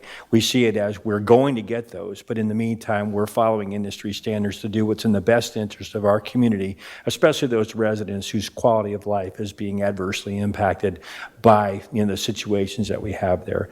Fees and late fees and so forth can serve as a deterrent and increase voluntary compliance with an important ordinance. So that's just our view, and I thought I would offer that before you call the question. And Mayor. About the question, I think we're going to have to move forward. Okay, go ahead, I'm sorry. City Clerk, please call the roll. Councilmember Davis. Or, Councilmember Jackson. Against. Mayor Pro Tem Kellum. 4. Mayor Morrison. 4. And Councilmember Willis. 4. All right, resolution passes 4-1. Thank you, Tamsin, city staff.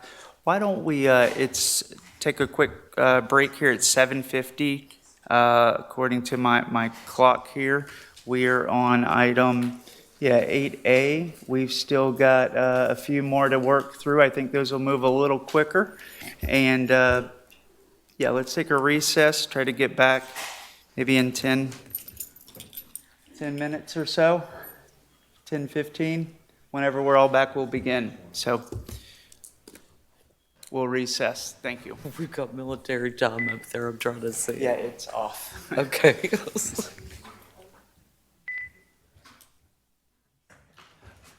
I'll swing back on.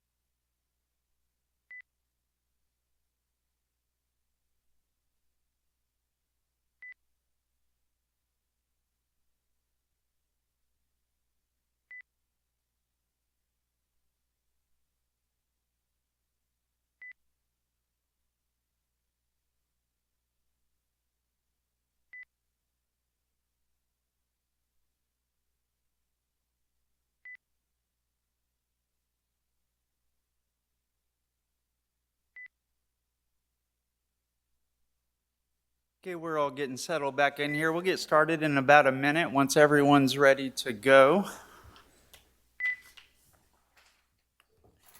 Thank you for your patience.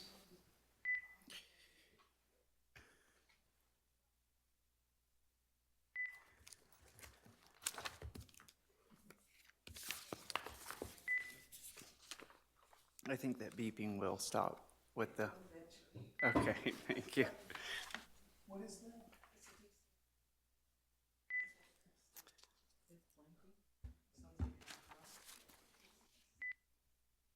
All right. It is 8:22 p.m. We are calling the meeting back to order here. We just wrapped up item 8. It's an item for action, item 8A, the resolution. I did see one public comment card on that resolution. I'd like to, if council's okay, let them speak on that matter. And then we can move on to 8B. Andrea Shea King, I see that you noted the item. Please come forward. Thank you. Start the clock. Okay, I have some questions, and I was just chomping at the bit to say something, but I'm not on council, and so I have to wait for public comment. We're paying Deckard $38,000, and the result is only 38%. If they've only given us 268 names, and we know that there are at least another 700 people out there who aren't complying, they're not doing their job. And we're paying them a lot of money to not do their job. The second point I want to make is we have Tamsin and her in her department who have already come up with, they already know that there are 700 plus out there who aren't complying. Well, I think that we ought to get these people to comply and pay their fee, and not only that, but threaten to fine them if they don't, because those are the rules. People don't pay, you get a fine. You get fined for every day you aren't in compliance. That would bring in a lot of money, and it would bring it in fast, I think. All right, so, and eventually, if you wanted to hire more code enforcement, that would cover the cost of it, because those monies would go into the department, and that would underwrite the employment or the hiring of at least one more code enforcement person, maybe two, who knows, all right? And I heard a rumor, I won't say who, that our new city manager has said that we are looking to do more with less, that we are wanting to be more efficient. And I think that this is a way to do it. Now, I heard you folks talking and debating on this topic, but the elephant in the room is the 700 plus people who aren't in compliance that we can tap into for the money that they owe and not have to put the burden on the existing complying people. And then when we get all that sorted out, then if you want to raise the rates, raise them. But I think you're putting the cart before the horse. And to use another analogy, I think you're putting a stick in a hornet's nest, because the people who are complying, when they find this out, and they will, they're gonna be furious. You mean there are 700 people out there who aren't paying, and they're not being fined, and they're not being found? And we're paying a company, $38,000 to do that? That is not efficient. And that is not doing more with less. So I guess I said what I wanted to say. Thank you. Thank you. Sorry, purpose of...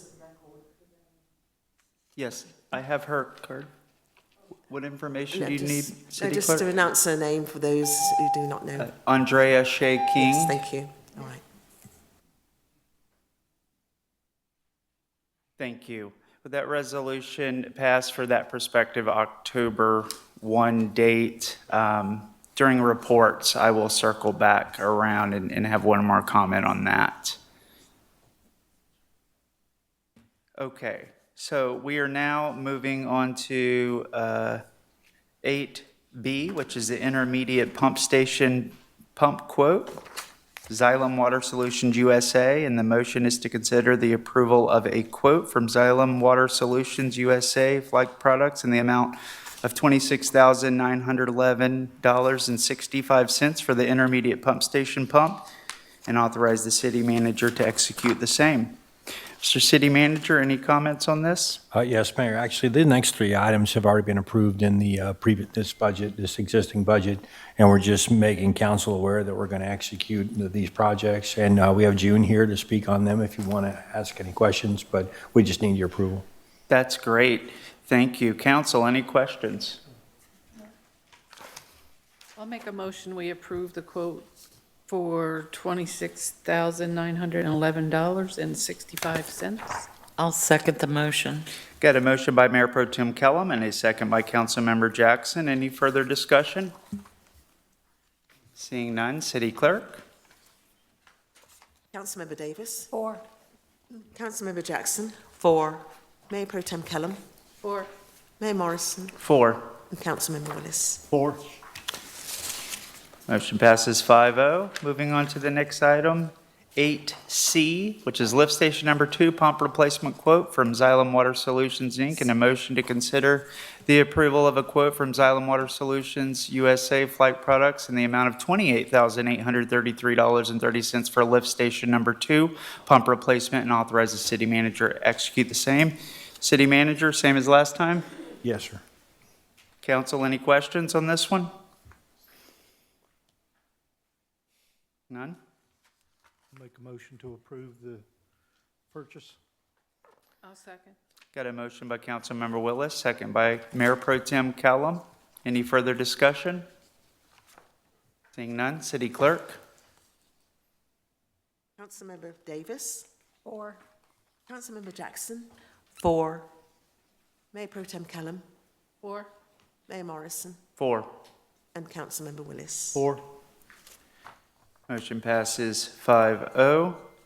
Item number D, 8D, sewer lateral lining for Fillmore Avenue and Lincoln Avenue Pipeliner Pros. A motion to consider authorizing city staff to proceed with sewer lateral lining of 5 identified sewer laterals on Fillmore Avenue and Lincoln Avenue in the amount of $29,037.50, with the work being provided by Pipeliner Pros. Mr. City Manager?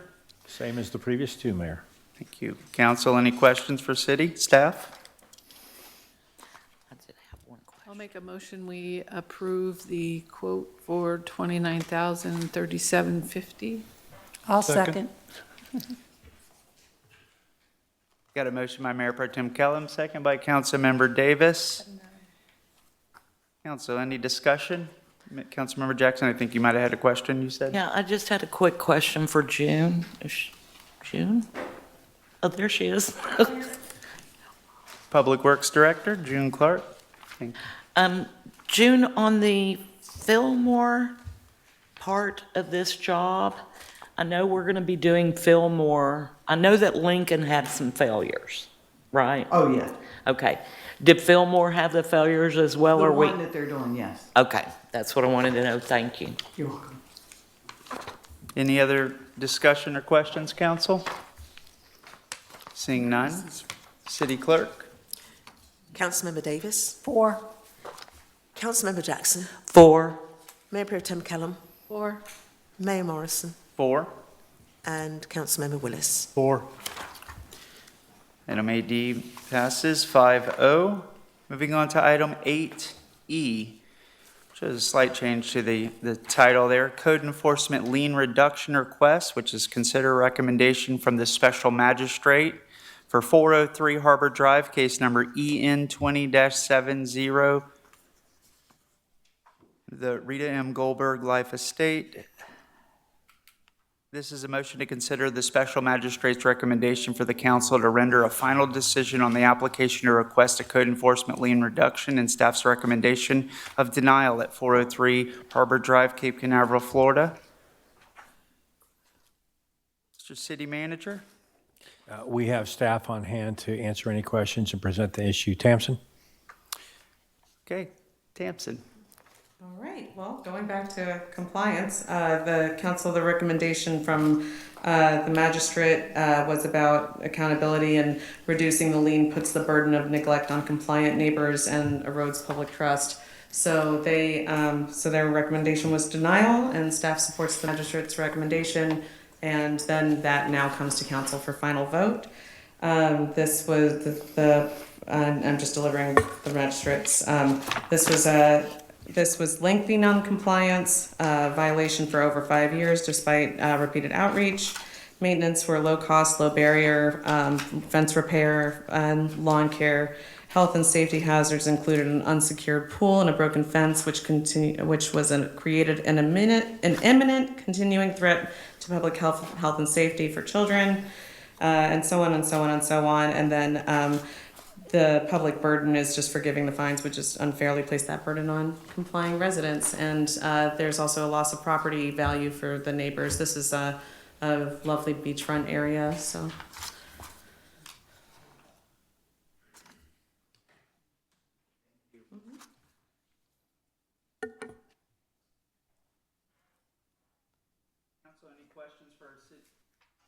Any questions for our city staff?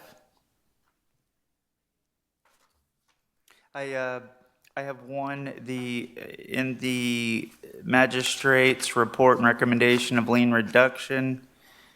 I'm trying to get to the number, the current amount. It is $83,000. Page 18 of Okay. 21. 18? Mm-hmm. Yes, thank you. Okay.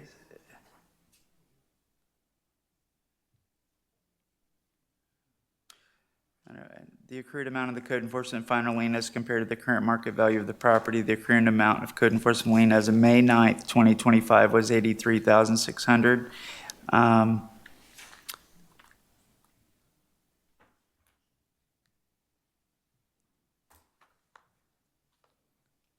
Thank you, that was my question. The statement on reducing on page 13 of 21, based on the alleged compliance date of December 31st, 2020, they requested to reduce it by 90%.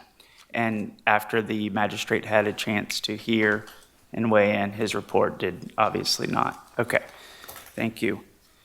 So city attorney, procedurally, is there anything that we need to follow in this, or we've I think gotten an overview from staff? I don't believe there's any questions at this time. We haven't had a motion yet, but one. So procedurally, the council hears from staff, considers the special magistrate recommendation, and then also hear from the applicant Yes, who's requesting the lien reduction. thank you. If the applicant is here, please come forward.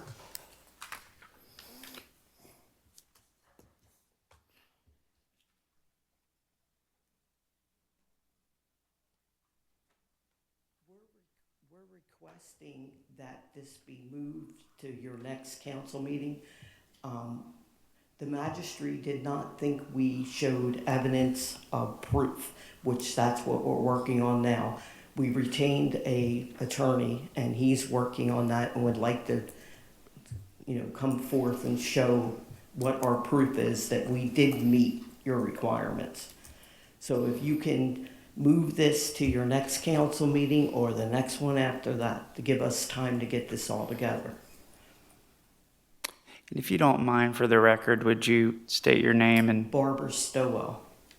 I'm living in the property right now. I'm Rita Goldberg's daughter. Thank you, Ms. Stowell.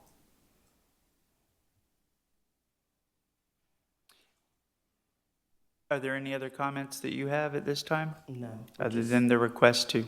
To move this to your next council meeting or the next one after that if you don't have time. Okay, thank you. We'll discuss with the council. Appreciate your time. Are there any other public comments on this matter or from the parties? I believe that's it. City Attorney? I just have a question for the applicant. Oh, I am so sorry, Ms. Stowell. If you don't mind, come forward. Our city attorney has a question. Apologize.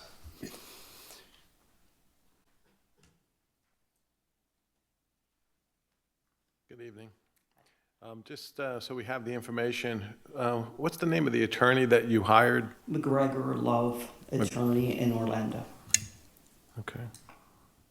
They emailed you, but he's been calling, but your phones don't work. City Hall? He said the city's phones don't work. It just goes beep, beep, beep, beep. Okay. Okay, so McGregor Love out of, he's with Lounge Drostic? Excuse me? What law firm is he with? It's McGregor Law Attorney. Oh, McGregor Love is the name of the lawyer, right? Okay. Thank you. Any other questions for city attorney? Nope. Thank you. City attorney, any other follow-up? procedural steps we need to take? I mean, no, I mean, Do you have follow-up? the applicant is requesting basically a continuance until the next meeting. I mean, it's the council's pleasure whether you want to grant that continuance. She's claiming that she might be able to assemble information that was not presented to the special magistrate. So it's the council's, what council wants to do. We haven't, I mean, the lawyer may have tried to call City Hall, but I didn't get any emails from Mr. Love, so. Okay. Thank you. City manager? I believe Tamsin has Yes, a please. response. And I just wanted to, the applicant applied for the magistrate hearing, so they had over a month to get the necessary proof, so I defer to council, and I think the application is included as well. Thank you. Thank you. City attorney, are these fines accruing as we speak, or are they? No, sir. Okay. And if there was an extension, would they accrue anymore? No. In order to make an application for lien reduction, the property has to be brought into compliance. So the lien, principal amount of the lien has been set. It's that 83,000 number that's in your agenda package. Thank you. Council? I think we've heard from our city staff and Ms. Stowell, who is the resident, currently lives at the Goldberg property.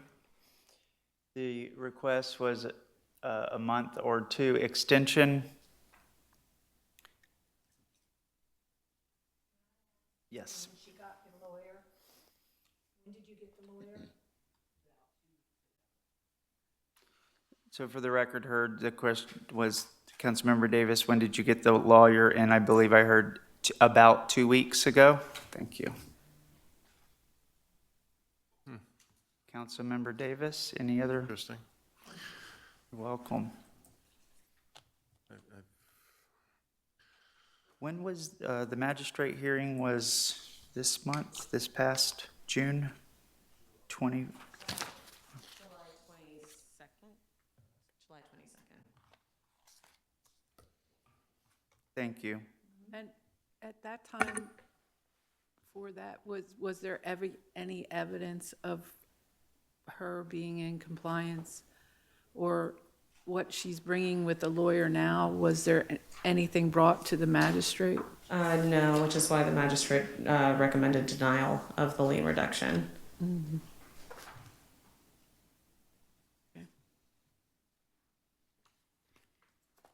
And I know that this has been a long-going problem with that property, and it has affected the neighbors' market value of their places. It's been neglected for a while. I live in Harbor Heights as well. And it has impacted the values of the other neighbors. And I think there was plenty of time given at the magistrate and before that to bring evidence of what they're saying to code enforcement and the magistrate. So I don't think we should delay it anymore. It's been a long time. That property's been out of compliance. And that's my opinion. I think today it is in compliance, though, but I hear what you're saying. It's, I mean, going back many years to get to that point. And the date it was brought into compliance, May 25th of 2025? Oh, sorry, May 9th, 2025. okay, so May 9th, 2025, it was in compliance. 2 months or almost 2 months later, on July 22nd, the magistrate Correct. hearing yeah. occurred. Yeah. And then here we are in August on it.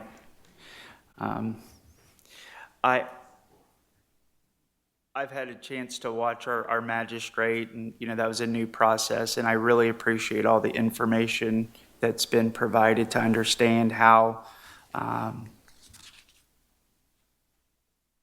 we got here. And I certainly appreciate the property coming into compliance. However,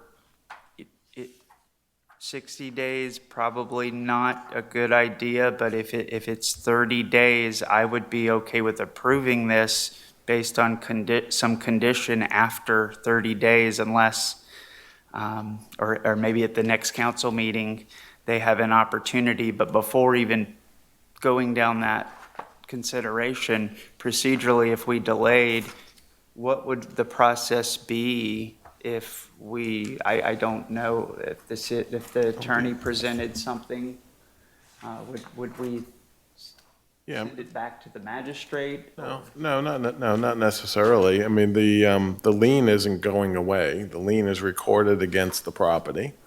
So it's an encumbrance on the property. So the amounts, the lien's not going to change. So if the council were to grant a continuance until the next meeting, you know, you're still going to be dealing with the same lien amount. You know, she apparently is requesting some additional time to try to gather some information to address the special magistrate's comment in the recommendation. You know, she said that she hired a lawyer 2 weeks ago. I know Mr. Love and dealt with him on numerous issues before, but I've never been contacted by him. So, you know, I don't know if she's retained him or not. Thank you. You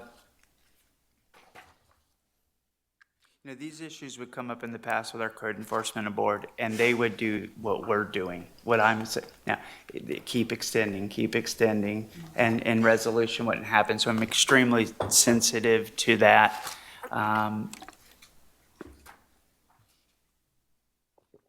I do not have, well, I guess I'm not clear if the magistrate, we could make a decision based on the new evidence, but in fairness, had the magistrate seen that, maybe he would have made a different recommendation. I guess I feel, is there a process that the magistrate would reconsider the new evidence? The magistrate, I mean, right now it's in the hands of the council. So Right. if there's new information, it doesn't need to go back to the evidence. But if the council wanted it to go back to the evidence to see if the recommendation would change, I mean, the council can certainly do that. You know, the new evidence, as I understand it, is, you know, whether or not there's any evidence that they brought the property into compliance prior to 2025. Because the liens accrued from roughly 2020 through 2025. And, you know, I understand there were some significant circumstances with the family around that time, but there was some discussion that they may have come in compliance but could not produce any documentation whatsoever to the magistrate. The magistrate's opinion was, while he would have been inclined to consider a reduction had that information been presented, that information was not presented when requested by the magistrate. So, you know, here we are several weeks later, and she's here before the city council who makes the final decision, and that she still does not have that evidence. Whether council wants to grant her additional time so she can work with supposedly her lawyer, Mr. Love, to see if they can present that evidence. I mean, that's council's prerogative.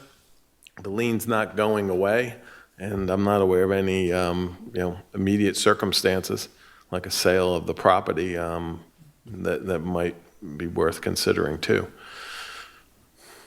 Ms. Stowell, would you mind coming back up one more time? Hopefully one more time. I have a question. Thank you, Tamsin. As you're walking up, I'll try to be efficient. The evidence, can you tell us a little bit more about what kind of evidence we're talking about? I have receipts that we bought fence and fixed the fence. We have medical records that during that time, what was going on. I was really, did not know what to expect with the magistrate. I was advised, just go and tell what happened. Well, I should have went there with all this receipts and how much I spent on pool chemicals and fixing the pool, and I should have had all that there, and I didn't, and that's my fault. But we're working on getting that all together for you to see the timeline of what we fixed. The property was not, the pool has not been green for 5 years. The grass has not been 6 inches tall for 5 years. And that's what they were complaining about. We fixed what they said was the fence by the end of that December. And that's why we came up with the $8,200. And we have proof that I purchased the fence. I have a receipt from the man that fixed it for me. And then they actually came out in, I believe it was April, and he complained about not having numbers on the house. They were on the post of the mailbox, but the flowers covered them up. We didn't realize that. But I put numbers up. He complained the car in the garage and the driveway needed a cover. I covered it. He complained another section of fence needed to be fixed. I fixed it. So we have been complying what you guys are complaining about. That's the proof I'm trying to get to show you. With the date the fence was fixed. Mm-hmm. The pools, if you have a pool, you get a lot of rain, it turns green. But I've spent like $6,000 in the last 5 years on pool chemicals. So obviously my pool has not been green for 5 years. I'm the one that takes care of it. My husband used to, but he's in kidney failure and dementia. So I'm the one doing it now. So I want to prove that to you guys. The timeline when he was in the hospital, my son was in the hospital. Why things didn't get done, in that 6-month period. That's what I'm trying to prove to you guys. And the house has not been in compliance that long. Thank you for explaining that, City Attorney. Yeah, according to the magistrate's order, right, you made a claim that the property was brought into compliance December 31, 2020. In 2020. And there was more than just a fence issue and other debris on the property. Probably the egregious violation was the pool, and it was deemed a code violation and a serious code violation. So you claimed compliance, and the magistrate said that he sought documentation, and he referenced some examples: a canceled check, pool cleaning report, receipt, credit card invoices, or other proof of payment to a professional pool cleaning company. Credit card receipts, invoices would have been helpful for his review. So if you were in the process of getting that, why haven't you brought any of those to the council tonight? Well, I'm working with a lawyer now, so he's going to handle all that. Well, they would be your receipts, not the lawyers, but... Yeah. But that's what we're working. So that's what you're working on? I have to drive the Shands to get the records for my son being in hospital there. Mm-hmm. So this is all stuff I got, Jess Parish, ORMC, Cape Canaveral Hospital. So I have to get the rest of these records for you. Okay. And another thing, you guys are saying back in 2020, every time I fixed something, I should have came up in front of the council. Now, in 25, when he said, put the numbers up, I put the numbers up. He came out and said, okay, that's done. Can you fix this fence? I fixed the fence. He came out and said, fine. Why did I not have to come up in front of you guys then? But you're saying back in 2020, I should have came up in front of you every time I fixed something. It's a And compliance. another thing it's is, a- we never ma'am, knew we were being fined. There's a paper on your website that's had all the complaints.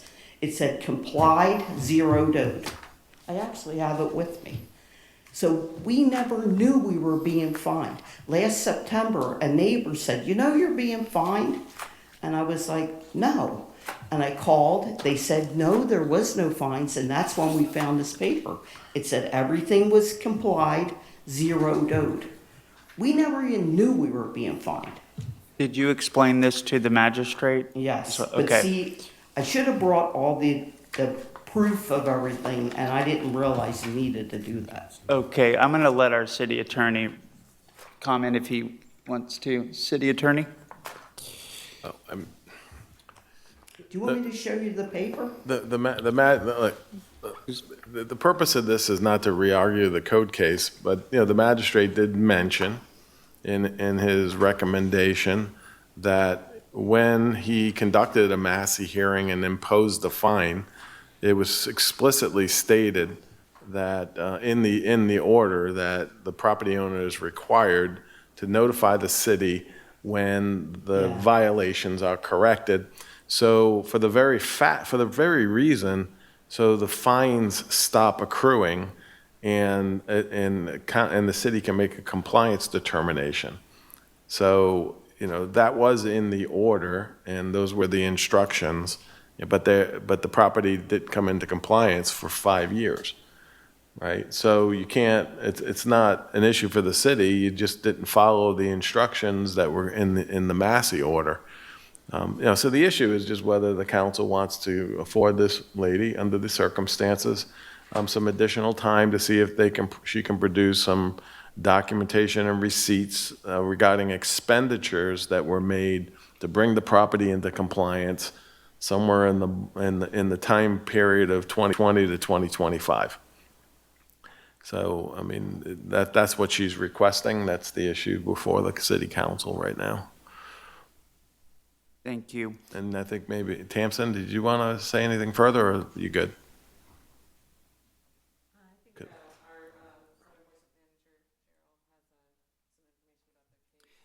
Thank you, Ms. Stovall. Hello, Mr. Mayor. What I have here is just a simple property data search, and it shows that property from 2020 all the way to 2025. And one of the violations was the vehicle has flat tires and expired tags, and it was suggested just put a cover over it. Well, that didn't get done until 2025. And the pool, I couldn't see the fence on property data, so that's the only proof I've got with the car is not covered till 2025. That's one of the violations. The pool is still green. It harbors insects, bugs, mosquitoes, everything else. It's still green. That was one of the violations. And the fence, I couldn't see the fence, not in the property data. So from 2020, that case was started before my time. In 2025, when it finally got in compliance. And that's the documentation I have. I don't know what Ms. Stoll has, but in one of the orders from the council, from the magistrate, she signed for it. So she should know that the lien was put on the property. So that's all I have, Mr. Mayor. And when was that, Mr. Coates, roughly, when she signed? That would have been the Massey hearing is September 22nd, 2020. I don't have that in front of me. I see. No, that's helpful. I appreciate that information. But go ahead. It didn't get complied till May 9th, 2025. Okay. And at that time, the lien stopped occurring. Thank you.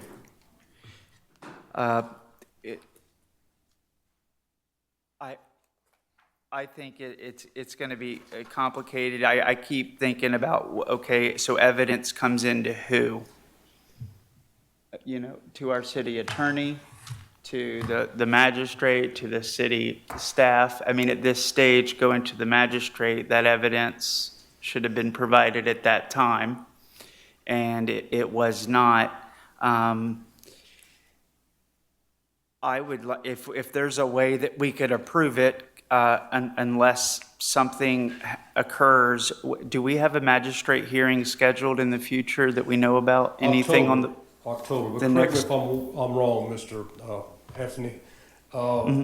Magistrate hearings done been heard. Right. You've got 30 days to appeal it. So Mhm. I don't know how it would go back. Right. Because he's made his decision. And we're past the. It's a recommendation to the city council on the lien reduction. Normally, his decisions are final, but in this capacity on lien reductions, it's an advisory recommendation that he's making to the council. Okay. The council makes the final decision on the lien reduction. Mr. Mayor. Yes, Councilmember Jackson. I did some research on the property as this was all occurring, to find out and take a look at, what I could find in BS&A.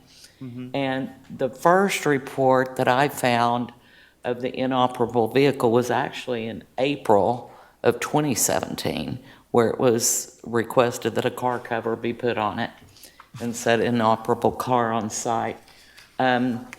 There were, and then, of course, the 2020, it started with, the missing slats and the fence and that kind of thing. They did let us know that they were having problems with some of the health issues that they have. But the thing that I found that really kind of worried me, I know with the health issues, I lost my mother and father a month apart, or my mother and stepfather, and that's really hard to deal with. But on 5/12 of 2020, there was a ruptured artesian well, and they were notified on that one on the 12th of May, and it was repaired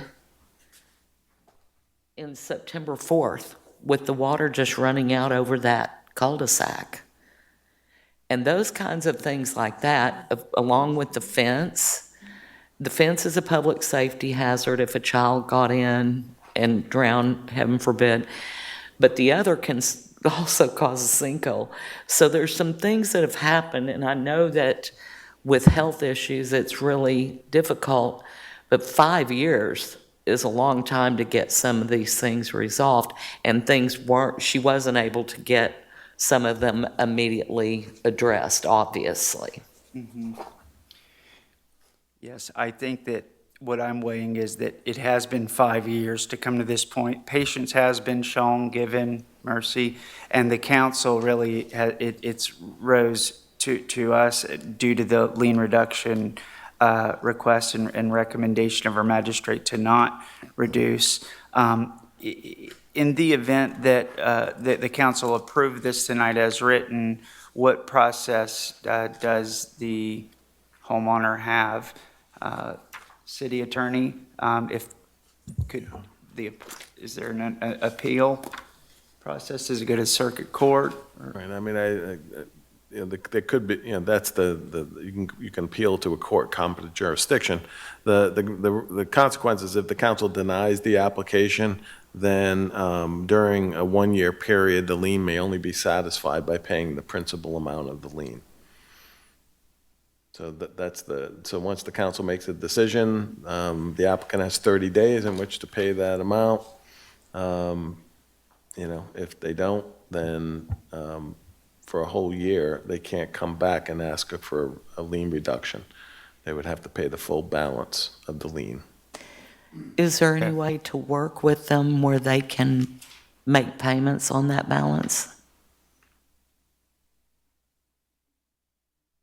That would require an agreement, a written agreement.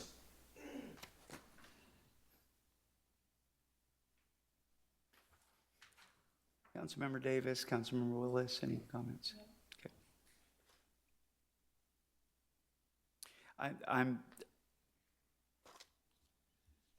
I'm very sensitive to dealing with loss and the pain. I know we we've all been through different circumstances, and I know how that can freeze you up, and the things that you're trying to take care of are just difficult. And in this case, has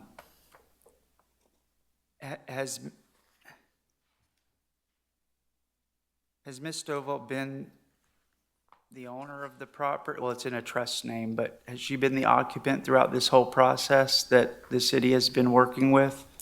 Since I've been on board, she Okay. has, yeah. And, but, you know, to the point, I mean, we had a whole discussion earlier about compliance. And, you know, basic property maintenance is a minimal, reasonable expectation and a mutual agreement upon residents here, because we all have the vision of a beautiful and safe Cape Canaveral. And so, just as we talked about with our rental adjustment, you know, it's not fair that the burden of staff time managing it, et cetera, falls on all of the residents, not to mention the property value loss of the neighbors. So, you know, I'm just playing devil's advocate. Compassion for one property owner shouldn't be at the expense of all the neighbors who've had to deal with the burden. We've had mosquito outbreaks, all kinds of things going on in the past couple of years. So we've worked with them. They applied for their magistrate hearing. They had time to prepare. We've shepherded them through the process, and we had the hearing, and we've been working with them to bring it to these next steps as well. So just echoing with the magistrate. I appreciate it. Yeah. Thank you. Council, what do we want to do? Tabson, Mayor Pro Tem Kellum? from when they requested the magistrate hearing to when the magistrate hearing happened, how much time? So I think we had started talking, the official application, because we were helping them get the application form and things like that, but early in June. Their application was submitted to us June 26th, and then July 22nd was the magistrate hearing. Okay, thank you. If any evidence came over, I think it would be appropriate to be sent directly to our city attorney and city manager and appropriate staff. I would say that, you know, in the event that happens, our city attorney would review, and if there's any merit to it, if appropriate, I'm just talking openly here, the council could, I think, consider it. Like we were talking about, could we approve this with a prospective date that would allow enough time? But if nothing comes in that our city attorney sees as substantial in fairness to the property owner, it would proceed as we decide tonight. Or another method to sort of. Yeah, my recommendation would, if you want to afford her more time, then you just take the matter up at the next council meeting. Because ultimately, it's the city council's judgment as to whether or not, you know, the information that's being presented justifies a reduction.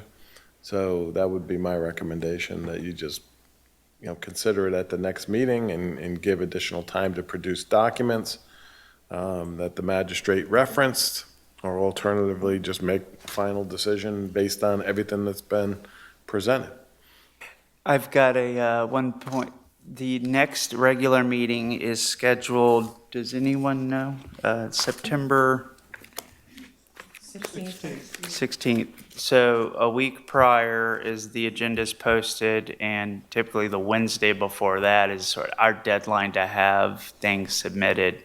What I don't want to do is even consider extending anything that we're all learning about it that night for the first time, the new evidence. So if talking openly with the council, if this information could be over in the next, before, I think, the submission date, and then we could see it and consider whether or not we want to, then we would have it and we could make a decision at that meeting. Going on 5 years, 30 more days to consider. I've seen things happen where it changes based on new information, but I think here I'd be open to that. But I don't want to slow down. I think what's been a long-standing issue, and I know how hard our city staff has worked to get it to this point, so. The one thing, and I don't mean to interrupt you, Mayor. I'm finished. Okay. Thanks.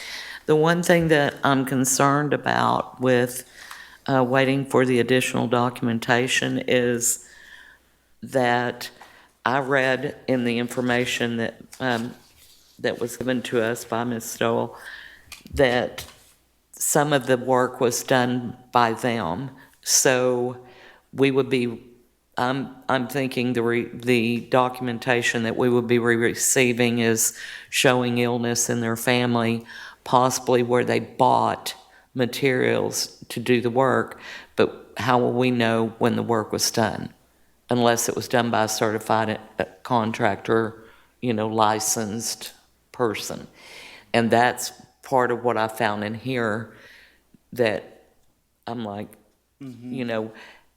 are we going to wait only to find that the information that we've gotten, and I don't mind waiting a month if that's what we need to do, but, making sure that we have the proof, because just because I bought materials doesn't mean I got it done. Yeah, or bought pool chemicals. Right. I think we would not know until we see what is provided, but I was thinking about the same things myself. And I guess what I'm saying is it's not 30 days. Ms. Stovall, would you be able to get something in the next few weeks before the Tuesday before our regular council meeting, at least so that it could be included in the packet? Okay. We would see it at that point, I think, even prior to the meeting, and that would give as fair, beyond fair, I think. Mayor, if I may, can we get that date for the record when the deadline is for her to have that in respect for staff's time and effort to make this happen?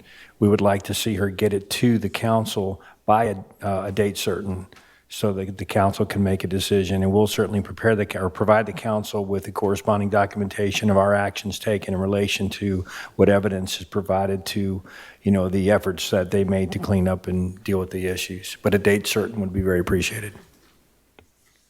I would say this would be merely adding on to an agenda item. It's this agenda item, so no extra work, I think, from staff.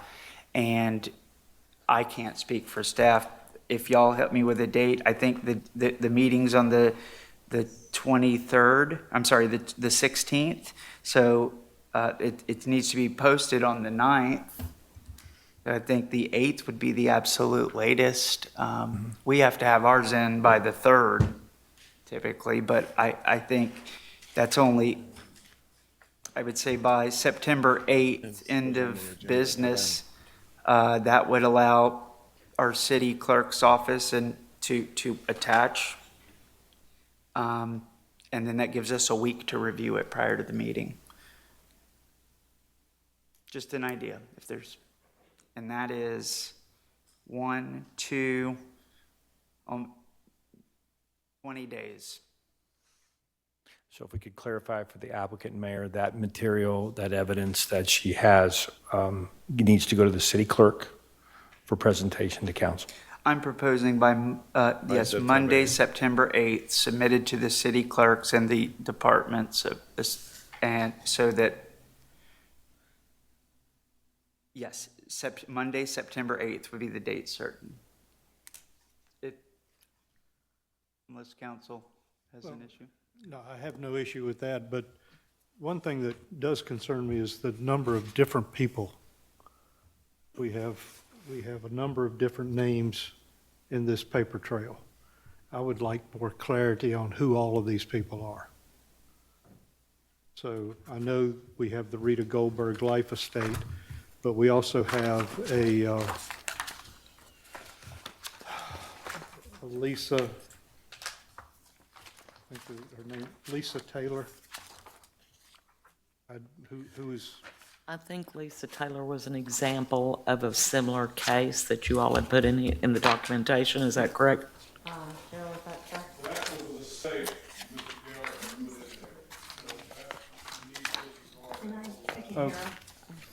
He's said Okay, that, so he that- says that that's is- a mistake typo. that It's not we'll catch. pertinent to the case. Correct. Okay, all right, never mind.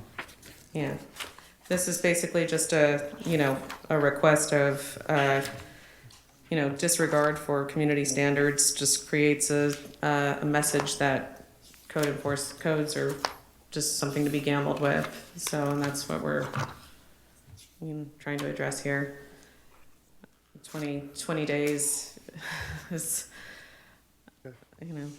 Yeah, and I think it's really happening now. And I think for 30 more days to give them well, really, I'm saying 20 days from today.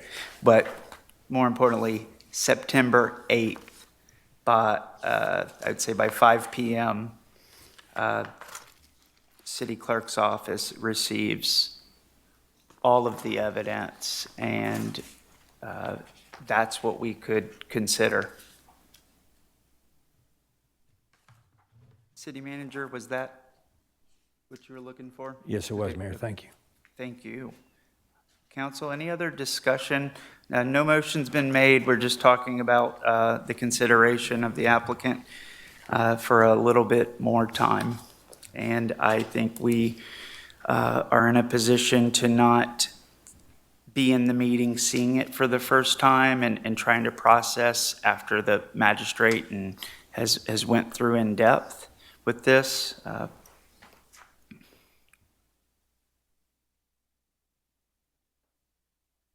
I have a question. Yes, just Mayor for Pro Tem Kellum. clarification. So, Anthony, the amount of the lien is 83,000. So this, if we give her more time and she brings evidence, the lien is the lien? It's just a matter if we decide to reduce the Right. lien? Yeah, the lien is the lien. You have the principal amount, the 83,000 number. If the council is inclined to give her more time to produce evidence, so to speak, then the council will consider it. And at the end of the day, the council may not reduce it 1 cent.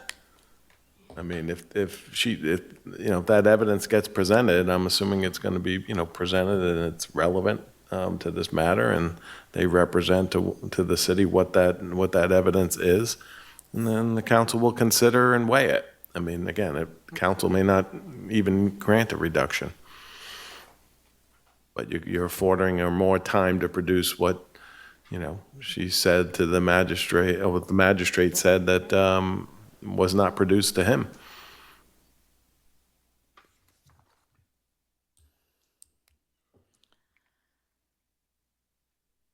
I just think that,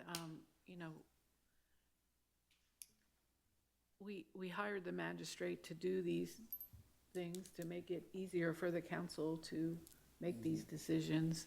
I think that there's been plenty of time to bring this evidence to the magistrate.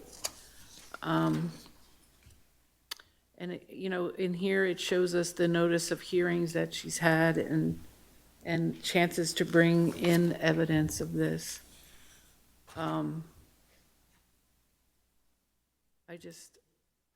30 more days doesn't really make a difference at this point, but I just think we should go by what the magistrate said.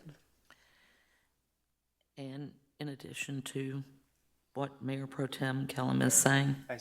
Oh, I'm sorry. My hand up. I just looked up and saw you. So Thank you. I think we should have, everything she should have gone with the magistrate. So I would deny the request tonight. So I would say, don't deny it. Do deny it. as staff recommends. Okay. Yes. Sorry. Understood. My bad. That's okay. Councilmember Davis? Okay. For the, okay. For tonight.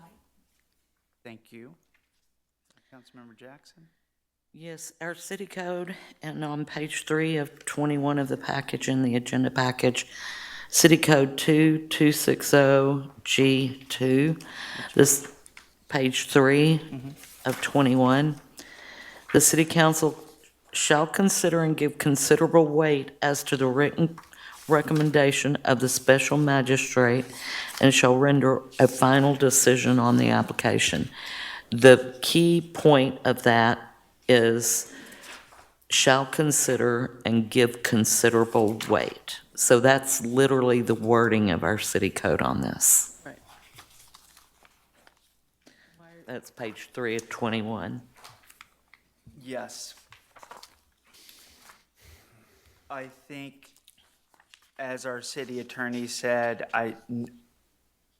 we have not discussed any reduction today. It hasn't even been, I think, a consideration based on what our magistrate gave us in the weight and everything we know and hear. I'd rather delay 20 days and know that we gave every chance beyond what has already been given. And so, but what I don't want to do is be divided on this, because I know if this council feels strongly, and I'm the only one, I will go with the council on this, and respect that. So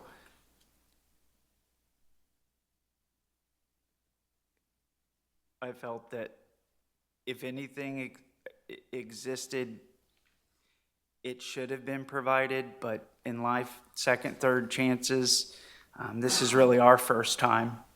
And so I don't want to set a precedent that we're reducing the lien, and I don't want to set a precedent that you can show up with evidence late either. And I know that that's what we're talking about. However, under this circumstance and what I've heard, and due to the nature of what the owners were going through and issues with getting in touch with the city, I will give the benefit of the doubt on those issues. And I think we'll learn a lot through this process. And if nothing comes in, I think this agenda item will move quickly. But council, I think Councilmember Davis has stated that she supports staff, the recommendation to, and the magistrate's recommendation,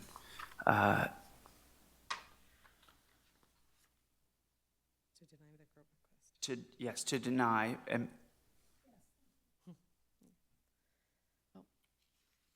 if everyone feels that way, let's go forward. I'd be okay with waiting 20 days, as I've said. Really, we're waiting 30 days, but we'll know in hopefully 20 days. And I don't think being that the property is in compliance today, I know we've said that a couple of times, but I heard earlier that the pool is still green today? Wait, it's in compliance It is in compliance, now, okay. Yeah. But Okay. as of May 9th, yeah. And then the fines were stopped. The fines were stopped. There's no, and it's a homestead property. It can't be foreclosed on. Mm-hmm. So, there's no further, but, yeah, so then. Okay. Mr. Mayor? Yes, Mayor Pro Tem Callum. We've had this discussion before with other reduction cases we've heard, and it's always been that, we make these codes for code enforcement to enforce these, but then we take away the teeth that they have to enforce the codes. So I think it's up to us to support the special magistrate, give him the weight that we hired him to do this, and also to back the staff who has done a lot of work on this, and deny the or the fine reduction. I'm sorry. I agree.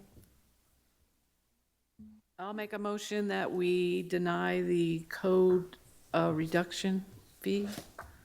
I'll second. Got a motion by Mayor Pro Tem Kellum and a second by Councilmember Davis to deny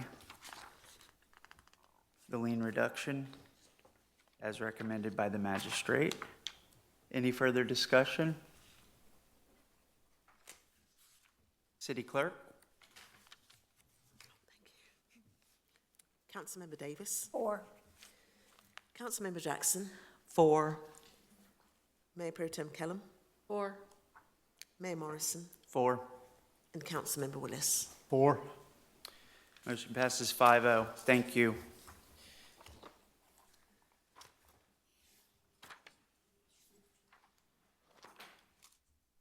Okay, that completes item number 8E. We are now on to public hearings. We are on 8F. The first one is a de novo hearing, Board of Adjustments variance approval, oversized wall sign for the Hilton Garden Inn, Brevard County, tax parcel 243715-00804, applicant MHG Cape Canaveral GILP. Appellant is the city.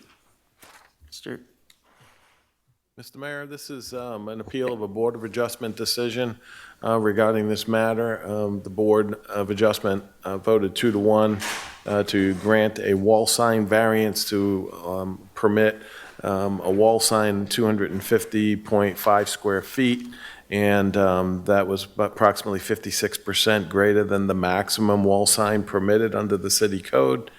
The city is the appellant, so procedurally, the way it would work this evening is that the city staff will present the reason why they're appealing this decision to the city council, then the applicant would have an opportunity to come and present their application, and then you could open it up to public input on the matter, and then give, after that, the city staff would have a few minutes to make some closing comments, and then the applicant would then be afforded a few minutes to present closing comments, and then the council can make a decision.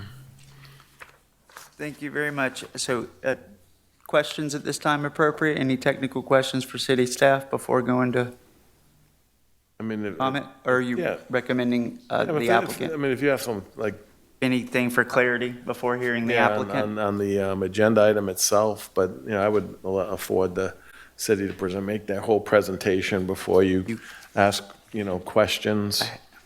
You got it. I had it in my head the other way around. Tamsin? Yes, so we felt that the Board of Adjustment was undermining the legislative intent of the council. What are codes if somebody can go and apply for a variance, and this one is twice the size of our maximum? So I felt that I appealed, because I felt the variance failed to meet the mandatory findings under the city code. There's no compelling evidence that a smaller code compliant sign would render the property unusable or ineffective. Again, more than 50% of all of the other size signs and all of the other hotels in this area are in compliant. So this would be granting a favor to just one hotel, and I feel like that could put us in a little bit of trouble with the general public. Violation of section 132, we didn't see any evidence of an undue hardship to authorize this variance. And then section 1033, again, conferring special privileges not available to other properties in the same zoning district. And this precedent would weaken the Uniform Enforcement Code, and approval of this sign not only provides benefit that conflicts with sign standards, but fosters a perception of favoritism. And then the appeal came as community development. I see myself as a steward of this city and what people want to see here, and I think that we wanted to make sure council had the decision in the end, so here we are. Thank you.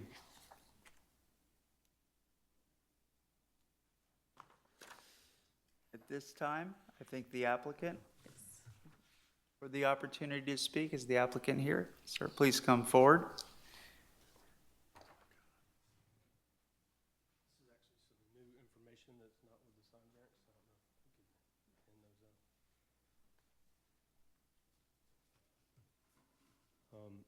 Yeah, my name's Brian Morgan with McKibben Hospitality. We're the developer, owner, operator of the Hilton Garden Inn. And as was just mentioned, we went through, the variance process. We got approval, and then, we got an appeal. So I don't know if y'all have actually reviewed the variance package or not. Have y'all reviewed that? It's in our packet. Okay. Packages in. I'm sorry. So what was just handed out, I guess, is some new information that wasn't in the, variance application, the original variance application. But just to kind of briefly summarize our variance application is, we designed the sign based on brand standards, Hilton brand standards. We felt like the sign is proportionate to the size of our hotel. And just because we are exceeding the maximum square footage of 160 square feet, we do actually meet the other two codes for the signage. We're under the 15% maximum allowed per elevation. We're actually about 5% for our elevation. And then we also meet the length of our building. You can't, it's 250 square feet. Our building length is 254 feet. So we actually meet two of the three codes. And we're actually in line with percentage-wise elevation versus sign size. We're comparable to the other hotels. The Hampton Inn Suites, the Homewood Suites, and the Home 2 all are around 5% of the elevation. And then I guess the first rendering would be our sign. You kind of see, to me, it's proportional to the building.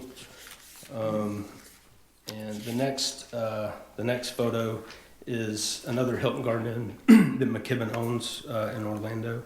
And actually, the size of that sign is exactly the same size as this one. The next is another Hilton Garden Inn that we own in Tampa, and it's 230 square feet. But we were trying to go by the rules, and when we were submitting our permits for the sign, we didn't have approval yet, but I spoke to Craig Green. The next document there is a text message, basically with Craig Green, the current building official at the time, because we were getting ready to wire up the sign. I didn't have full permits. So I was communicating with him, and basically he says there in the text message that, well, he told me verbally that he would approve it, and then this text message basically says that he was going to approve it. I didn't find out until after the sign was wired and we had installed all the masonry on the building, that it was not, that the permit was never approved. So that's his text message basically saying, yes, he got all the permits, and that, I asked him if he was going to approve it today. He said, maybe today, if not Monday. The next document is basically the estimate of the cost of what it would cost to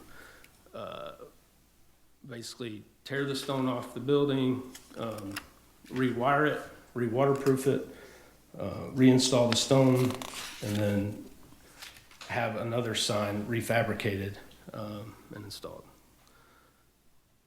So it's cost of about $192,000. That is basically because of the stone that's on there. They're basically saying there's no way you're going to get a perfect match of the color of the stone. So we would basically have to do that entire elevation to make sure the stone matched. The last document is just the cost of the sign itself. And the reason, so we didn't fabricate the sign until after the variance. When I was speaking with Connor Ford about this, he basically said the night of the variance meeting that we would know for sure whether it was approved or not. And we could release the sign for fabrication, so that's what we did, and the sign is now fabricated.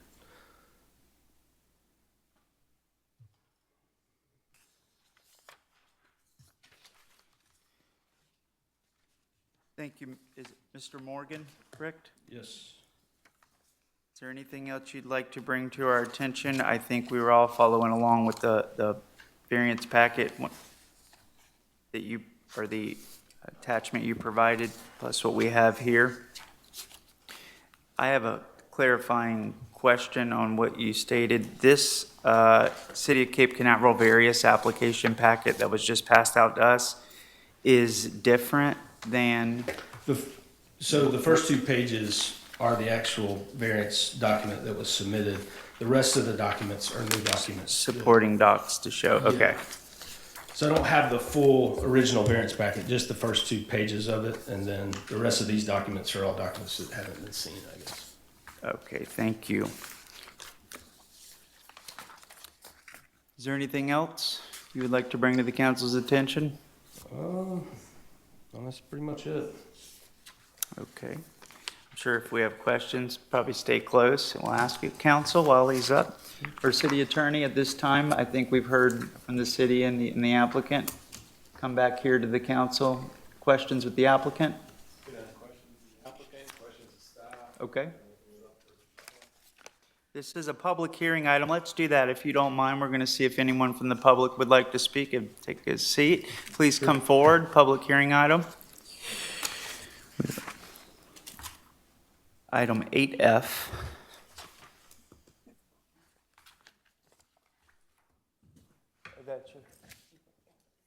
Thank you.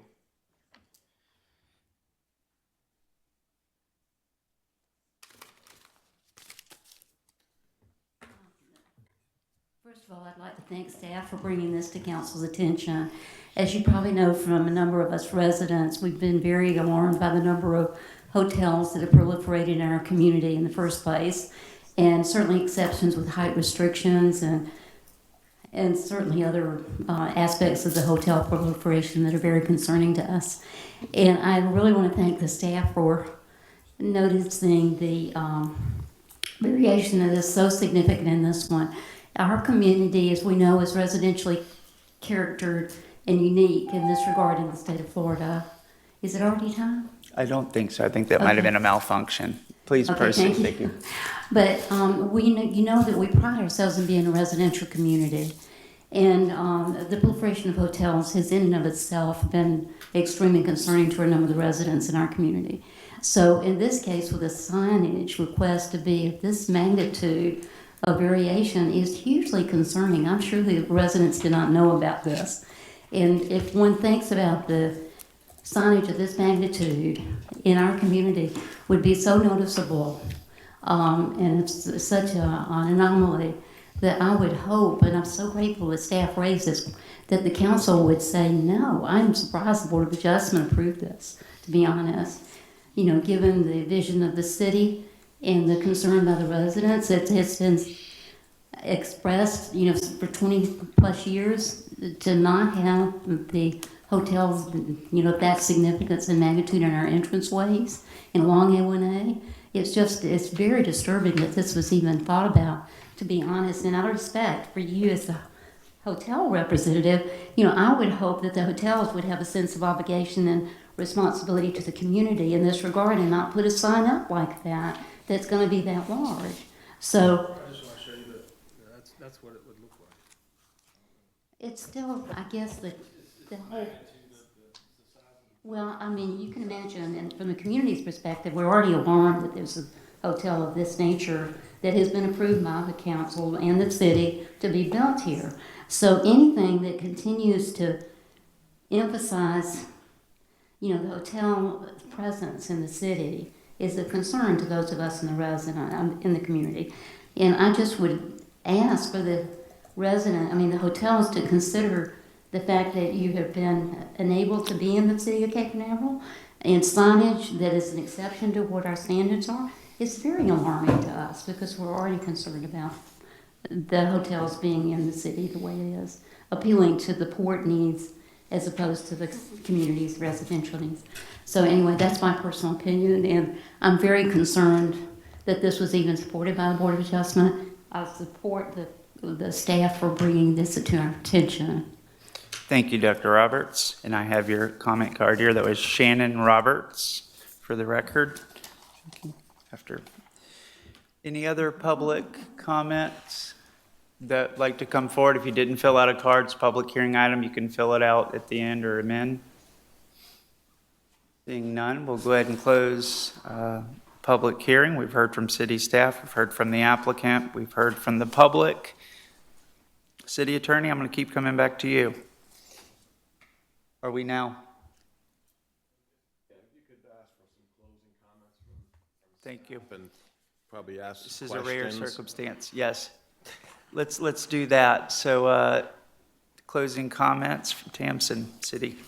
Yeah, the appeal is about consistency and controlled growth, and just we wanted to recommend that they have been shepherded through the appropriate process.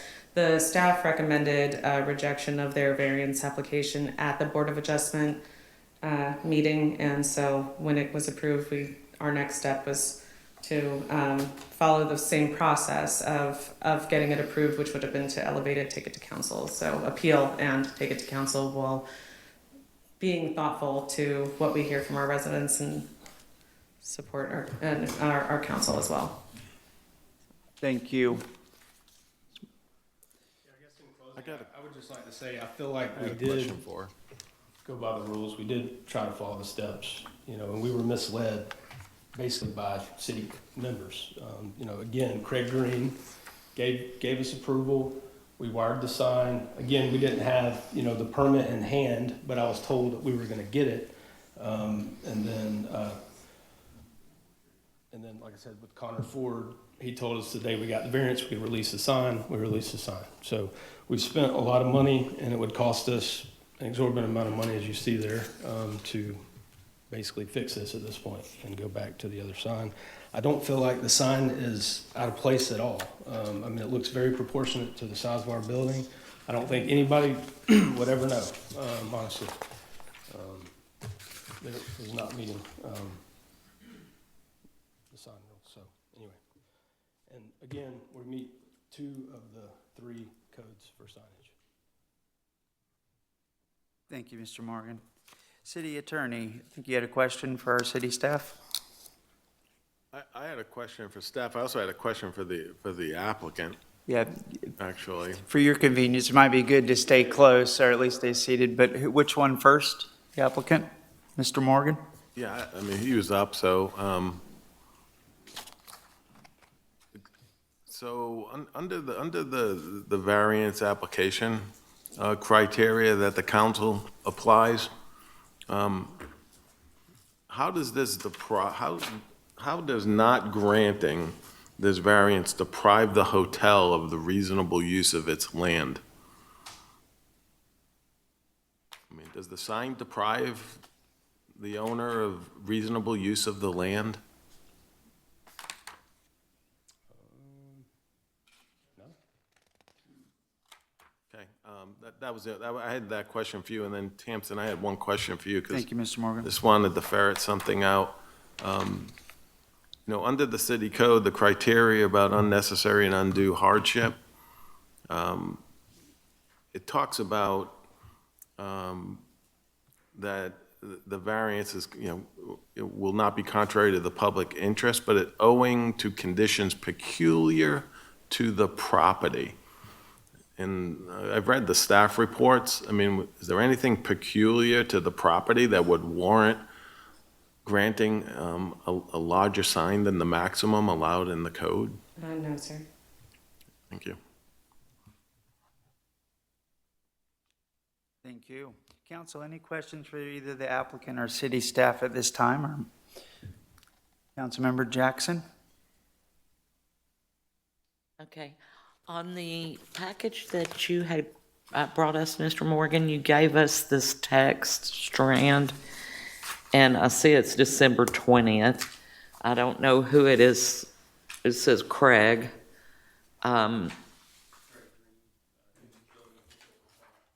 If we're going to speak, please come up to the record. Craig Green, he was the building official at the time.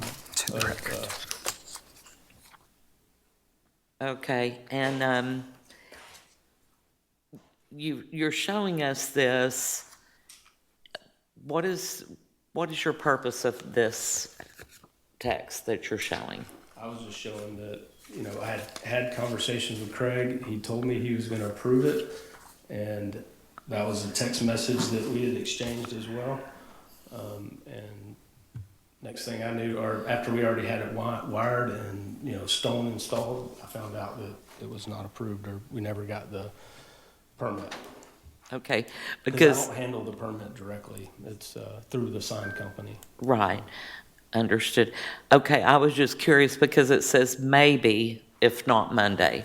So really, I don't see that as. Well, I said today, and he said maybe if not Monday.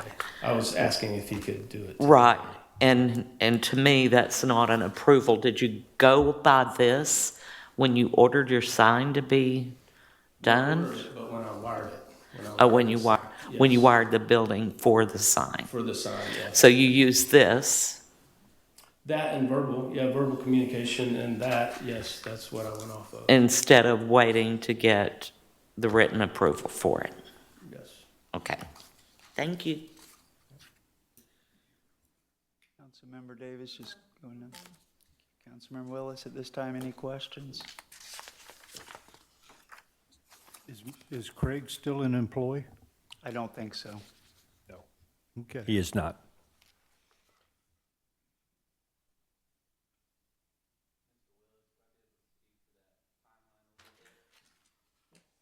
Mr. Morgan, if you don't mind, I think Mr. Ford's going to come forward. Thank you, guys. Connor Ford, senior planner. So Craig Green was the deputy building official that was employed until, I want to say, late January or early February of 2025. Once he was let go, I took over sign duties in February, and so that explains the transition.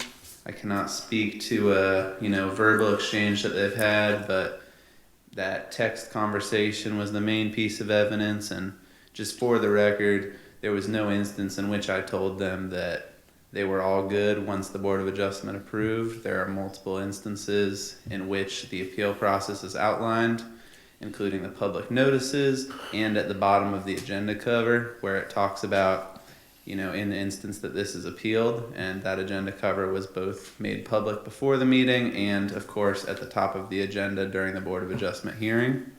So Craig Green was with the city until about January or February, and then I took over sign duties. There was never a permit that was issued. Thank you, Connor. Mayor Pro Tem Kellum, do you have anything of this? No, questions? I had the same question as Kay, so I got my answer. Yeah, I might have a question. I just want to state, I think you have had a chance to hear from all this. This council appoints the Board of Adjustment. And I was a bit surprised to see the 2-3 vote and concerned about it because we appoint them, and we just did a Board of Adjustment appointment. But in the case where we have the appeal process where we can back up or consider, and this is where we are today. I think I listened to that meeting. I've seen the evidence here today, and I heard the questions that our city attorney had asked about reasonable use of land and undue hardship. But the examples that were provided, we're not Orlando, and we're certainly not Tampa. The council passed that code, and development's hard. I know there's a lot of boxes to check. And as far as, doing business on text, that's a controversial topic in our city. I understand the efficiency of it. We all use it. But when I read it, I share the same reading. I understand what the applicant is saying in regards to maybe based on his question, will you be able to approve them today? But these are big projects, and we know permits, we know procedures, and from what I've observed from TAMSON, our building officials, Connor, senior planner Ford, they've always handled everything by trying to adhere to the code. And so that's why that recommendation to the Board of Adjustment was to not approve. And when I think of variances, it's not for these. issues, right? It's for real hardships that do deprive residents from their land. And we've had some tough variances where properties have been built on other people's property and setback variances. Those are very different. And I heard loud and clear Dr. Roberts, which I think represents a large portion of the community, about hotels, how fast they have continued to develop. We're in, excuse me, double digits now. And so I think that the permitting process is really important. This is a sophisticated development, and I do not think the evidence today is going to change my opinion from what our city staff is recommending. And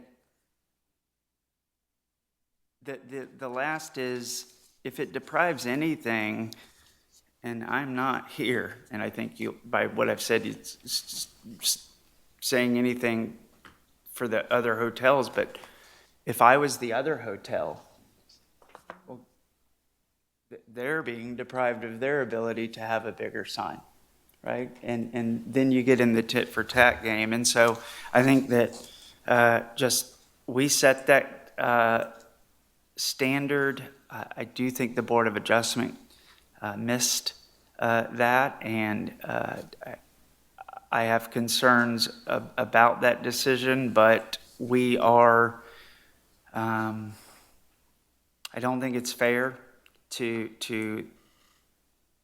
the controversial hotels that have been developed.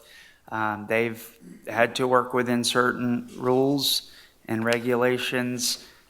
We've heard that this property is not being deprived of any reasonable use of land or undue hardship. In defense of Mr. Green, who's no longer with us, I think he's smart enough to know this isn't how we approve signs. You're just asking a question.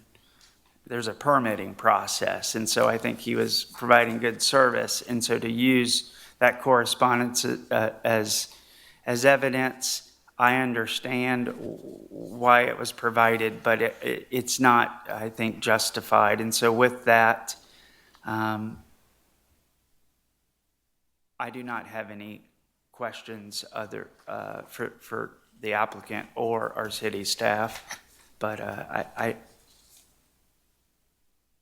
do not think this variance, I would take staff's recommendation on this. Well, Mr. Morgan, let me just make sure that the city council has a chance to finish, and then if they're okay, are there any other comments? I have none. Okay. The applicant, I think, would like to say something. I'd say if. I was going to say I would deny it today. I think we're all on the same page, council, as of right now. If the applicant would like to have a final comment now that he's had a chance to hear us, and then city staff final, we're at 9:50, so maybe a minute. I was going to say the undue hardship is us having to redo this whole elevation and remake the sign and all that. That's kind of our undue hardship, close to $200,000 we spent. I understand. We don't want to be faced with a wave of requests for variances from every other business or hotel, I think is my concern. Yes, Tamsin. We cannot be responsible for when somebody manufactures something without a permit, so I appreciate the support from council. Council, looking for a motion. I'll make a motion that we deny or reverse the decision of the Board of Adjustment. I'll second. He can give it this time. Got a motion by Mayor Pro Tem Kellum and a second by Council Member Willis. And deny the variance. And deny the variance, yes. The motion you heard, City Attorney, if you don't mind, would you restate it? The motion is to reverse the Board of Adjustment and deny the variance application. Reverse the Board of Adjustment and deny the variance application. Council, is that, or Councilmember Willis, that represent your second? Okay, any further discussion? City Clerk? Councilmember Davis? 4. Councilmember Jackson? 4. Mayor Pro Tem Callum? 4. Mayor Morrison? 4. And Councilmember Willis? 4. Okay, motion passes 5-0 for the first public hearing, item 8F. We have one more public hearing, or I'm sorry, 2 more items. We're at 9:52 p.m. Council, I think it'd be prudent if we try to, if we choose to extend, we try to move through these as quickly as possible. Council, I'd recommend making an extension to time. I'll make a motion to extend the meeting to 10:15. Got a motion by Mayor Pro Tem Kellum and a second by Councilmember Willis to extend the meeting time to 10:15 p.m. Any further discussion? City Clerk? Councilmember Davis? 4. Councilmember Jackson? 4. Mayor Pro Tem Callum? 4. Mayor Morrison? 4. And Councilmember Willis? 4. Passes 5-0 to extend to 10:15. Item 8G, first reading and public hearing, ordinance 04-2025, fund balance retained earnings reserve policy. Mr. City Attorney. Yes, first reading of ordinance 04-2025, an ordinance of the City Council of the City of Cape Canaveral, Florida, amending section 2-208 of the city code to modify the city's general fund reserve balance policy, providing for the repeal of prior inconsistent ordinances and resolutions, incorporation into the code, severability, and an effective date. Again, this is first reading and a public hearing item. This item came up at one of your budget workshops, so the staff is presenting an amendment to the general fund reserve policy, again, to reduce the fund balance requirement of 20% to 16.7% of the current fiscal year budget for the fund. Thank you. Council, if we have any technical questions for city staff before hearing from the public? This is a public hearing item. If anyone would choose to speak to the item, you can come forward now. Seeing none, we'll go ahead and close public participation. Bring it back to the council. Council. I'll make a motion that we approve ordinance number 04-2025 on the first reading. Second. Got a motion by Mayor Pro Tem Kellum and a second by Councilmember Willis to approve ordinance 04-2025. Any further discussion? Seeing none, City Clerk. Councilmember Davis? Against. Councilmember Jackson? 4. Mayor Pro Tem Callum? 4. Mayor Morrison? 4. And Councilmember Willis? 4. Ordinance passes 4-1 on first reading, 04-2025. Next item 8H, first reading and public hearing, ordinance 05-2025 of the State Revolving Fund Program.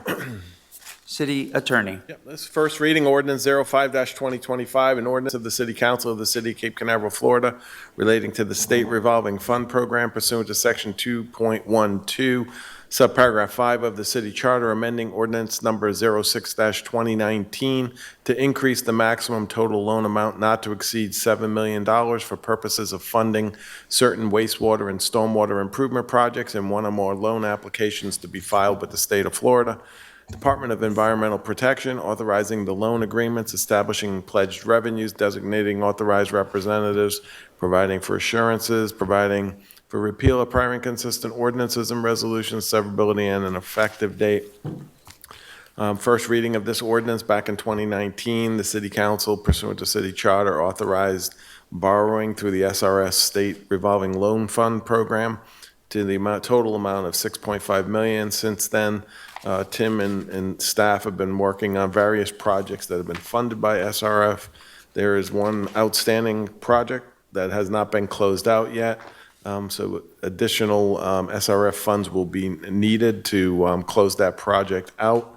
So staff is recommending increasing the debt limit to 7 million. I don't believe you're going to need 7 million, I think, Tim, from what you told me earlier this evening, but to be on the safe side, it'll be a maximum debt limit of 7 million. All other provisions of the 2019 ordinance will remain the same. Mayor. Thank you, City Attorney. Any questions for city staff before hearing from the public? See none?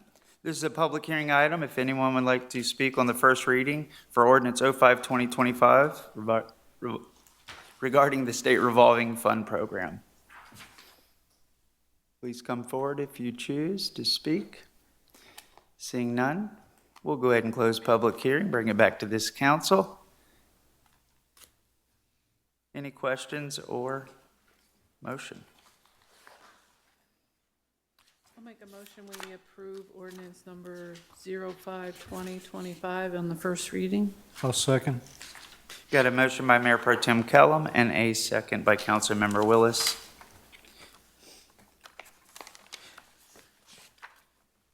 Any further discussion? City Clerk? Councilmember Davis? 4. It was 4.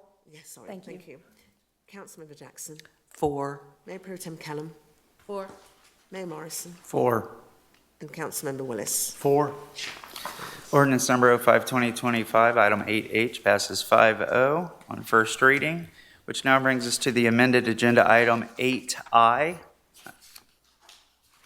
which was formerly as item 7B. We moved to 8I. I have no further comments other than an update was that once this is approved, that the team will get together. There's going to be a lot of next steps that the property owners have an opportunity up front when our city staff is ready prior to any construction activities to do a site walkthrough and understand everything that this council approved.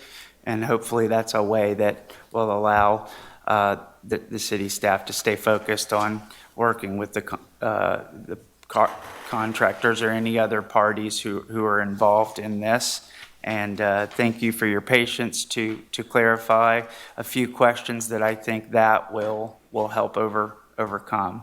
And if there's not anything from our city attorney or city manager on this item, it was on the consent agenda. I'm happy to move forward. I'll make a motion to approve the consent agenda item 7B as 8I. I'll second.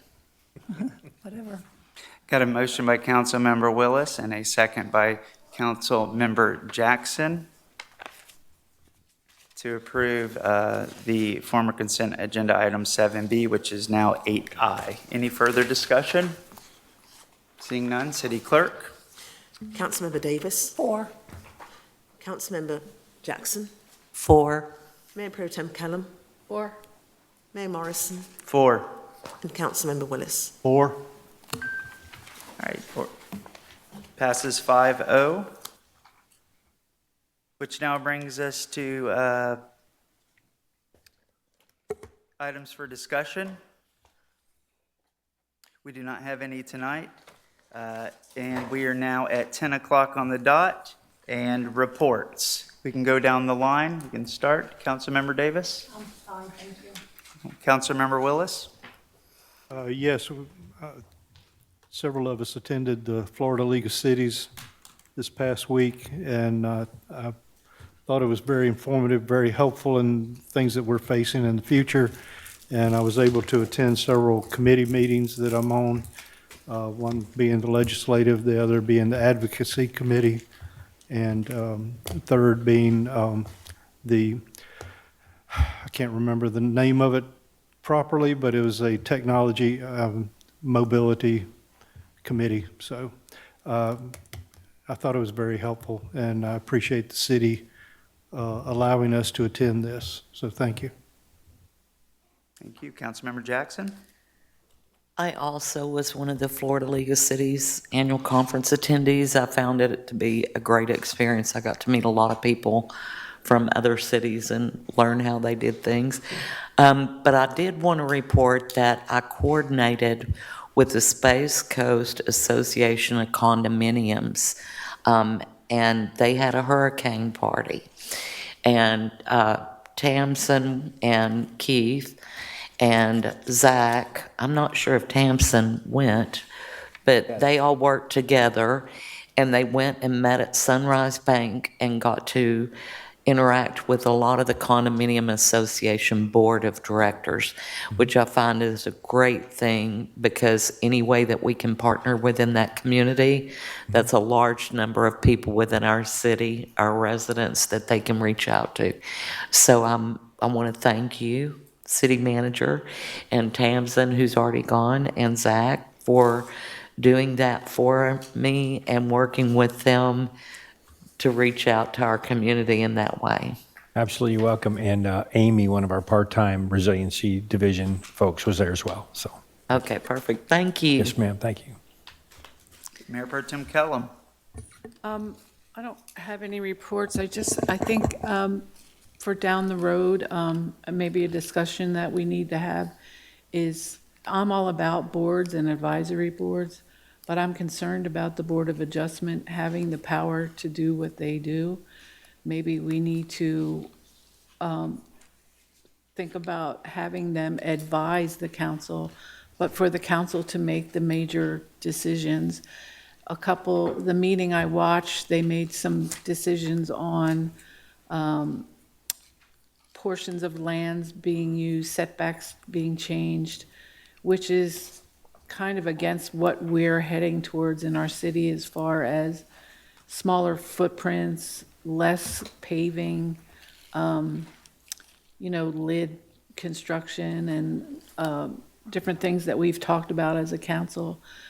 So I'm thinking that major decisions should be brought back to the council, something we need to maybe bring up in a discussion down the road, but I was really surprised with the decisions they made at that meeting, and how it's really not our vision, the things that we talk about in our comprehensive plan and everything, how different it was than where we're heading. So that's all I have. Thank you. Thank you. I echo that. I guess since that's top of mind, my reports are, yes, I am concerned about not only the decisions of the Board of Adjustment, but the representation. When I read the code, City Attorney, I think, is that a 5 or a 7-person board? I think it's supposed to be 7. So if it's 7, and I think we have 2 alternates, right? And the way I read our code is that this council pretty much, we've come to 90% of the meetings, and we've all had hardships and challenges, and I've missed 1 or 2, a special meeting workshop, but that's beside the point. These boards, they miss like anyone would, but I think you'd have 7 show up, and you got 2 in the audience, alternates, who are there literally appointed by the council, that if 2 don't show up, those 2 alternates can step in, and we've got 7 residents, or wherever they are, making decisions. The fact that 3 is a quorum, and then a majority is 2 on a major decision is an issue. And so how do we get those boards healthy? If it means they have recommending power and site plan, I would love to bring the Board of Adjustment, maybe conversation, just boards in general, back and see what we can do to support our city staff, and also maybe we can work on getting the boards healthy and representation. But the P&Z is the same way, and I have similar concerns there too. One of the things that was brought, and I think we might have all heard, is that site plans are approved by the city council we've had some really big developments, and some developments seem to be hitting the newspapers, and I'm learning about things from the newspapers that I didn't even know was happening. And very optimistic in some of the conclusions that things are moving forward. And I don't fully understand how that's possible. Well, the last decision they got was a site plan approval by a board that we appointed. Same problem. P&Z board of 3 can approve a massive hotel project or a project that's going to have an impact. So I want to make sure that we're reading our code right, that we got 5 minimum, I think. And maybe we have to change the code. The way I read it is we should really be operating with no vacancies and only really dealing with the alternates. As long as we got full boards, the alternates move in, but we really don't have those meetings. And I went back in historical Board of Adjustment meetings, and it was rare to see 5 people, or 7 people actually attending at the meetings. And so I'm just stating, maybe as a report from what we just saw, in the future, I would like to have an agenda item on regarding the Board of Adjustment and P&Z board. And I think we just start with the code and the charter. That's where we can, I think, work with our city manager and city attorney to understand it, and have a discussion and see where we go from there. But the problem is major decisions are being made, and ultimately this council is responsible for those decisions because we appoint them. So we're saying, as an idea, is take them. Mr. Mayor? Yes. With us being, 90% built out, I think that major decisions like this, no matter which board they come through, needs to come to council for approval. And I question the value of the adjustment board at this point, just simply because we are built out. We have a minimal amount of space left. Thank you. That September meeting, city manager, if we could start working on an agenda item, that would be Absolutely. appropriate. Sure. I think Absolutely. the whole council can, I think, contribute and help shape that the way we want. The Florida League of Cities Convention was awesome. That was over in Orlando. Had a great experience there and learned a lot. Got to see different perspectives, hear about some of the issues across the state and from other communities. Brought back some materials and things I'm going to offload with the city manager and take it from there. But more to come, I think, on that side. One other issue that I think needs clarity is Mayor Pro Tem Kellum thankfully was able to be a part of that last meeting, but I don't think it was easy on anyone. It was, I think, brought to my attention that the reason GoToMeeting has not been pursued, despite, I think I can speak for myself, wanting it, was that the council back in June of 2021, I believe, or 2, voted to discontinue it. I went back and listened to that meeting after reading the minutes, and it was my intent, you can hear in the meeting, and I think is, yes, we discontinued, but it was really to replace it with something. We never wanted to do away with two-way participation. So the council did not vote to ever approve GoToMeeting, I think, but then the council was in a position, this was years back, to discontinue something we never really approved. Mm-hmm. But if, for clarity in our new city manager, on the next meeting, I would like to discuss bringing some solution back to the city council. I think that's one of the things that really makes us unique and gives people, especially those with disabilities, a chance to participate.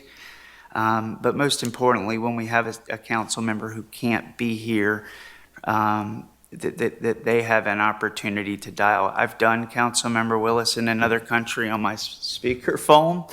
That wasn't fun either. And I think we can do this. And so we can discuss that further. But two-way participation through some means, and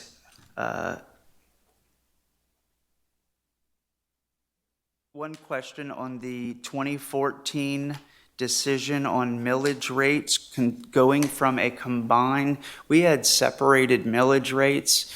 We had a beautification 1985, I believe. We had the library at 0.05, so it was like a half a mil. The voters by referendum voted to basically put a cap on the council. Council was approving millage rates, and beautification was something they needed, so they put it out to vote. Got a half mil. Library board went on shortly after at 0.05. Fire came on. Police came on. And I think I want to get clarity on what those referendum caps were. We, since 2012, have seen property values increase, so we've been fortunate where we haven't had to test the caps. But if we are going to see property values decrease, that every year was voted on and stated in the recitals during the public hearing and trim notices. But it was until 2014, it was just consolidated. And from my understanding, based on a report from the Brevard County property appraiser's approval. And so my issue was, if the voters approved a cap, we need to respect that, and the voters would need to do away with it. So we're at 3.2 today. I think the cap's like at 4 or 5, but it gets really tricky when you start going, well, what portion of that's fire, what portion of that, you can back into the numbers. I wanted to raise that question to make sure, think we're okay, and we've been okay for 10 years, that moving forward, what do we need to do with those caps? Should that be a part of in front of us, so we know, while we may not be close today, in the future it might come back around? City Attorney. Mayor, if you would permit, the council would permit me, let me report back to you about that issue, because the case law does not support local governments adopting millage rate caps by referendum in their charter. So I'd like to report back so you have it nice and fresh, so you can read what the law is regarding that. Whenever you're ready, that's okay. Great. That's not urgent. That came across, and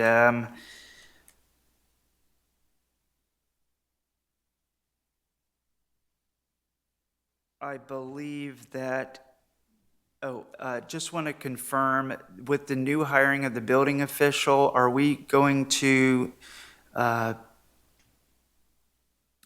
need the services of the port through the interlocal agreement, planning, site review, building inspections? It was my understanding that, I think Tamsin left, we were using that, and it is my hope that this council would bring that interlocal agreement back before exercising that. I think we're fully staffed now, right? We had our introduction tonight, but I'm very concerned, and I want to talk openly here, that who are the port's building officials, and in that department, I think I've met one, that are performing services on behalf of the city. We had a major issue in the city of Cape Canaveral that we tonight, I think, made a major step to put behind us. But I did not realize the level that we were using those services, and I am not aware of the credentials or anything regarding their personnel. I did have a chance to see the interlocal agreement, and I would ask that this council hear it, and our city manager, please just know that that's a concern. If it's still needed today, obviously, I think you have the full authority to do what's needed, but I'm raising a concern on that, and I wanted to bring it to the council's attention so that you have at least the opportunity to talk. And with that, I'm finished. Is there anything, I know that was a lot, but those are some big ones. City manager, any reports that you'd like to bring? I would say not at this time, other than it's been a pleasure so far. I'm in my third week, and I think I've told all of you individually that I am just thoroughly impressed with the quality and the caliber of the people who work here for the city of Cape Canaveral. They're truly passionate about serving this community. They're truly professional, and they are striving every day to do the best job, not just for this community, but for this council. And I think you're going to see a lot of great work out of them moving forward. We have a lot of great challenges ahead of us, but we have also a lot of tremendous opportunities, and we have great people to tackle both. So thank you for your confidence in me, and thank you for your confidence in them, and let's just do this thing. And I would ask, if we're leaving, Mayor Pro Tem Kellum couldn't be here last time. As I know it's late, could council, if you wouldn't mind, could we take a photo together now that we're all here after we adjourn out front? If somebody could help us with that, with the new city manager. And any other reports? City attorney? No report. City clerk's office? With that, council will